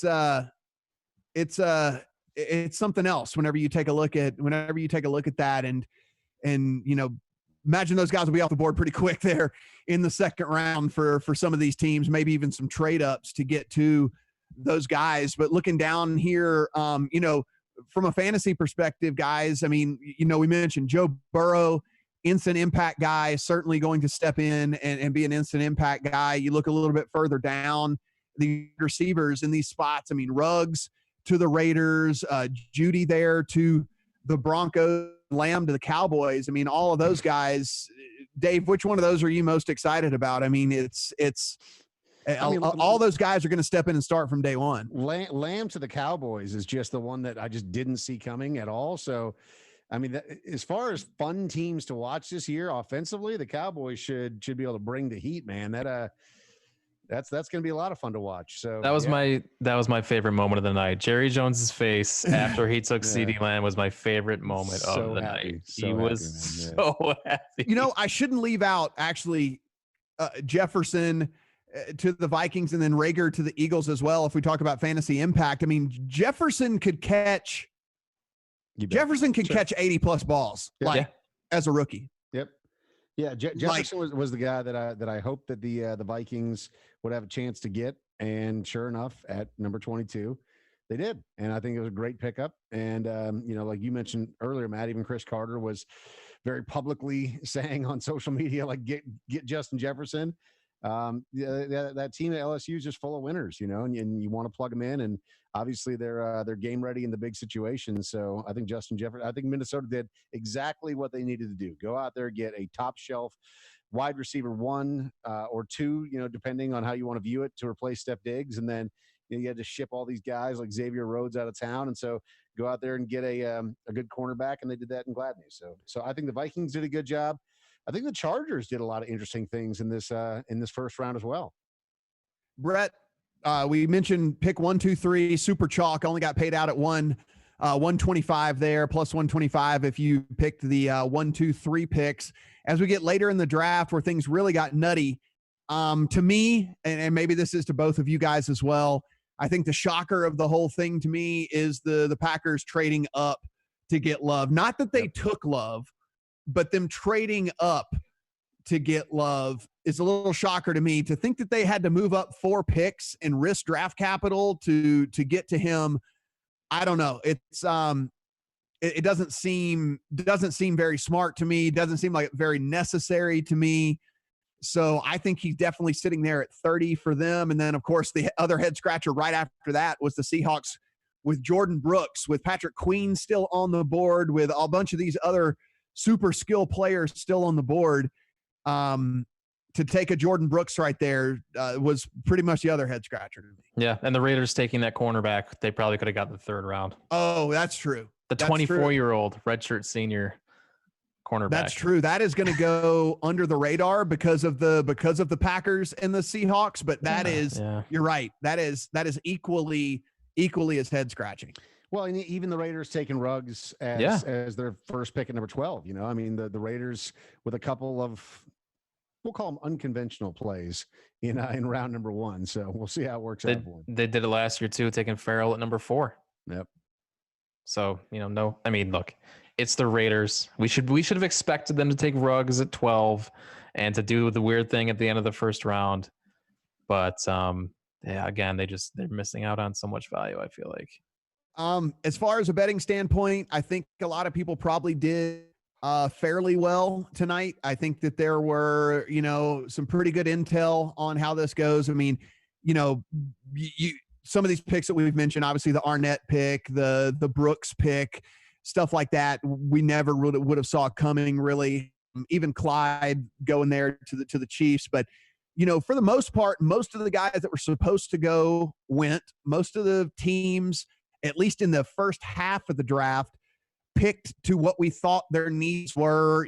People thought maybe the Falcons would trade up to go corner, but they still get a corner at 16. Mm-hmm.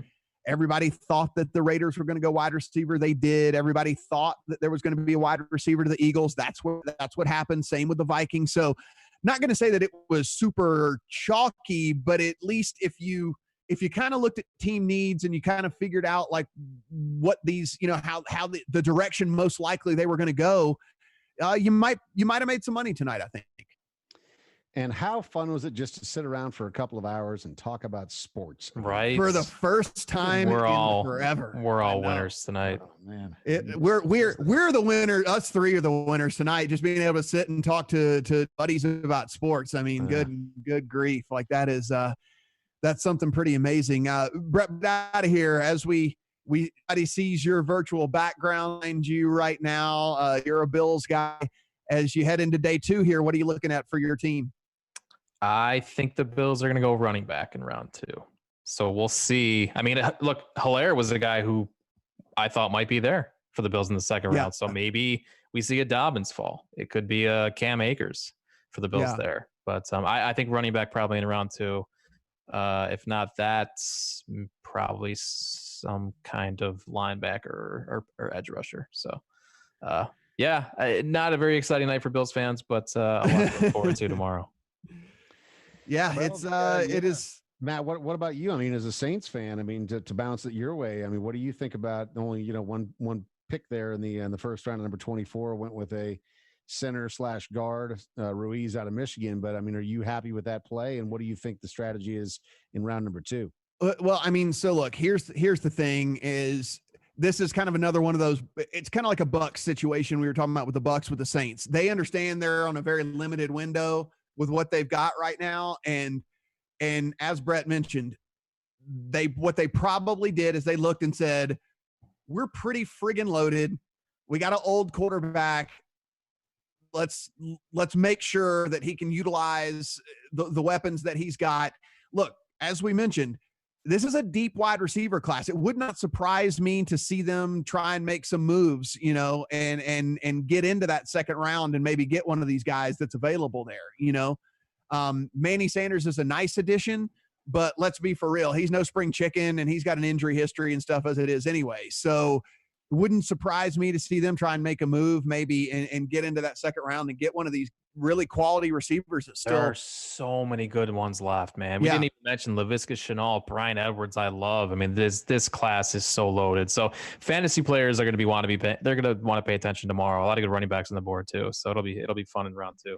And I imagine, Brett, I mean, and we'll certainly have this at the lines in the morning if this is the case, but I imagine here shortly there will be odds up at the sports books. So I don't know how soon they are going to be up for the draft tomorrow, but it's I can tell you that they do have the 2021 first overall pick already up right now. So if you go to DraftKings, Trevor Lawrence -305, guys, if you're wondering. Of course. Yeah, I mean that's about what Tua was last year too. So you never know. You never know. That's true. I mean, he's one injury away, right? I mean, yep.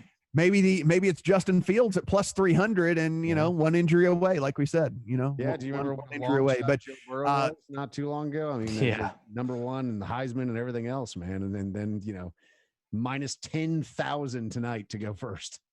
How about it? Yeah.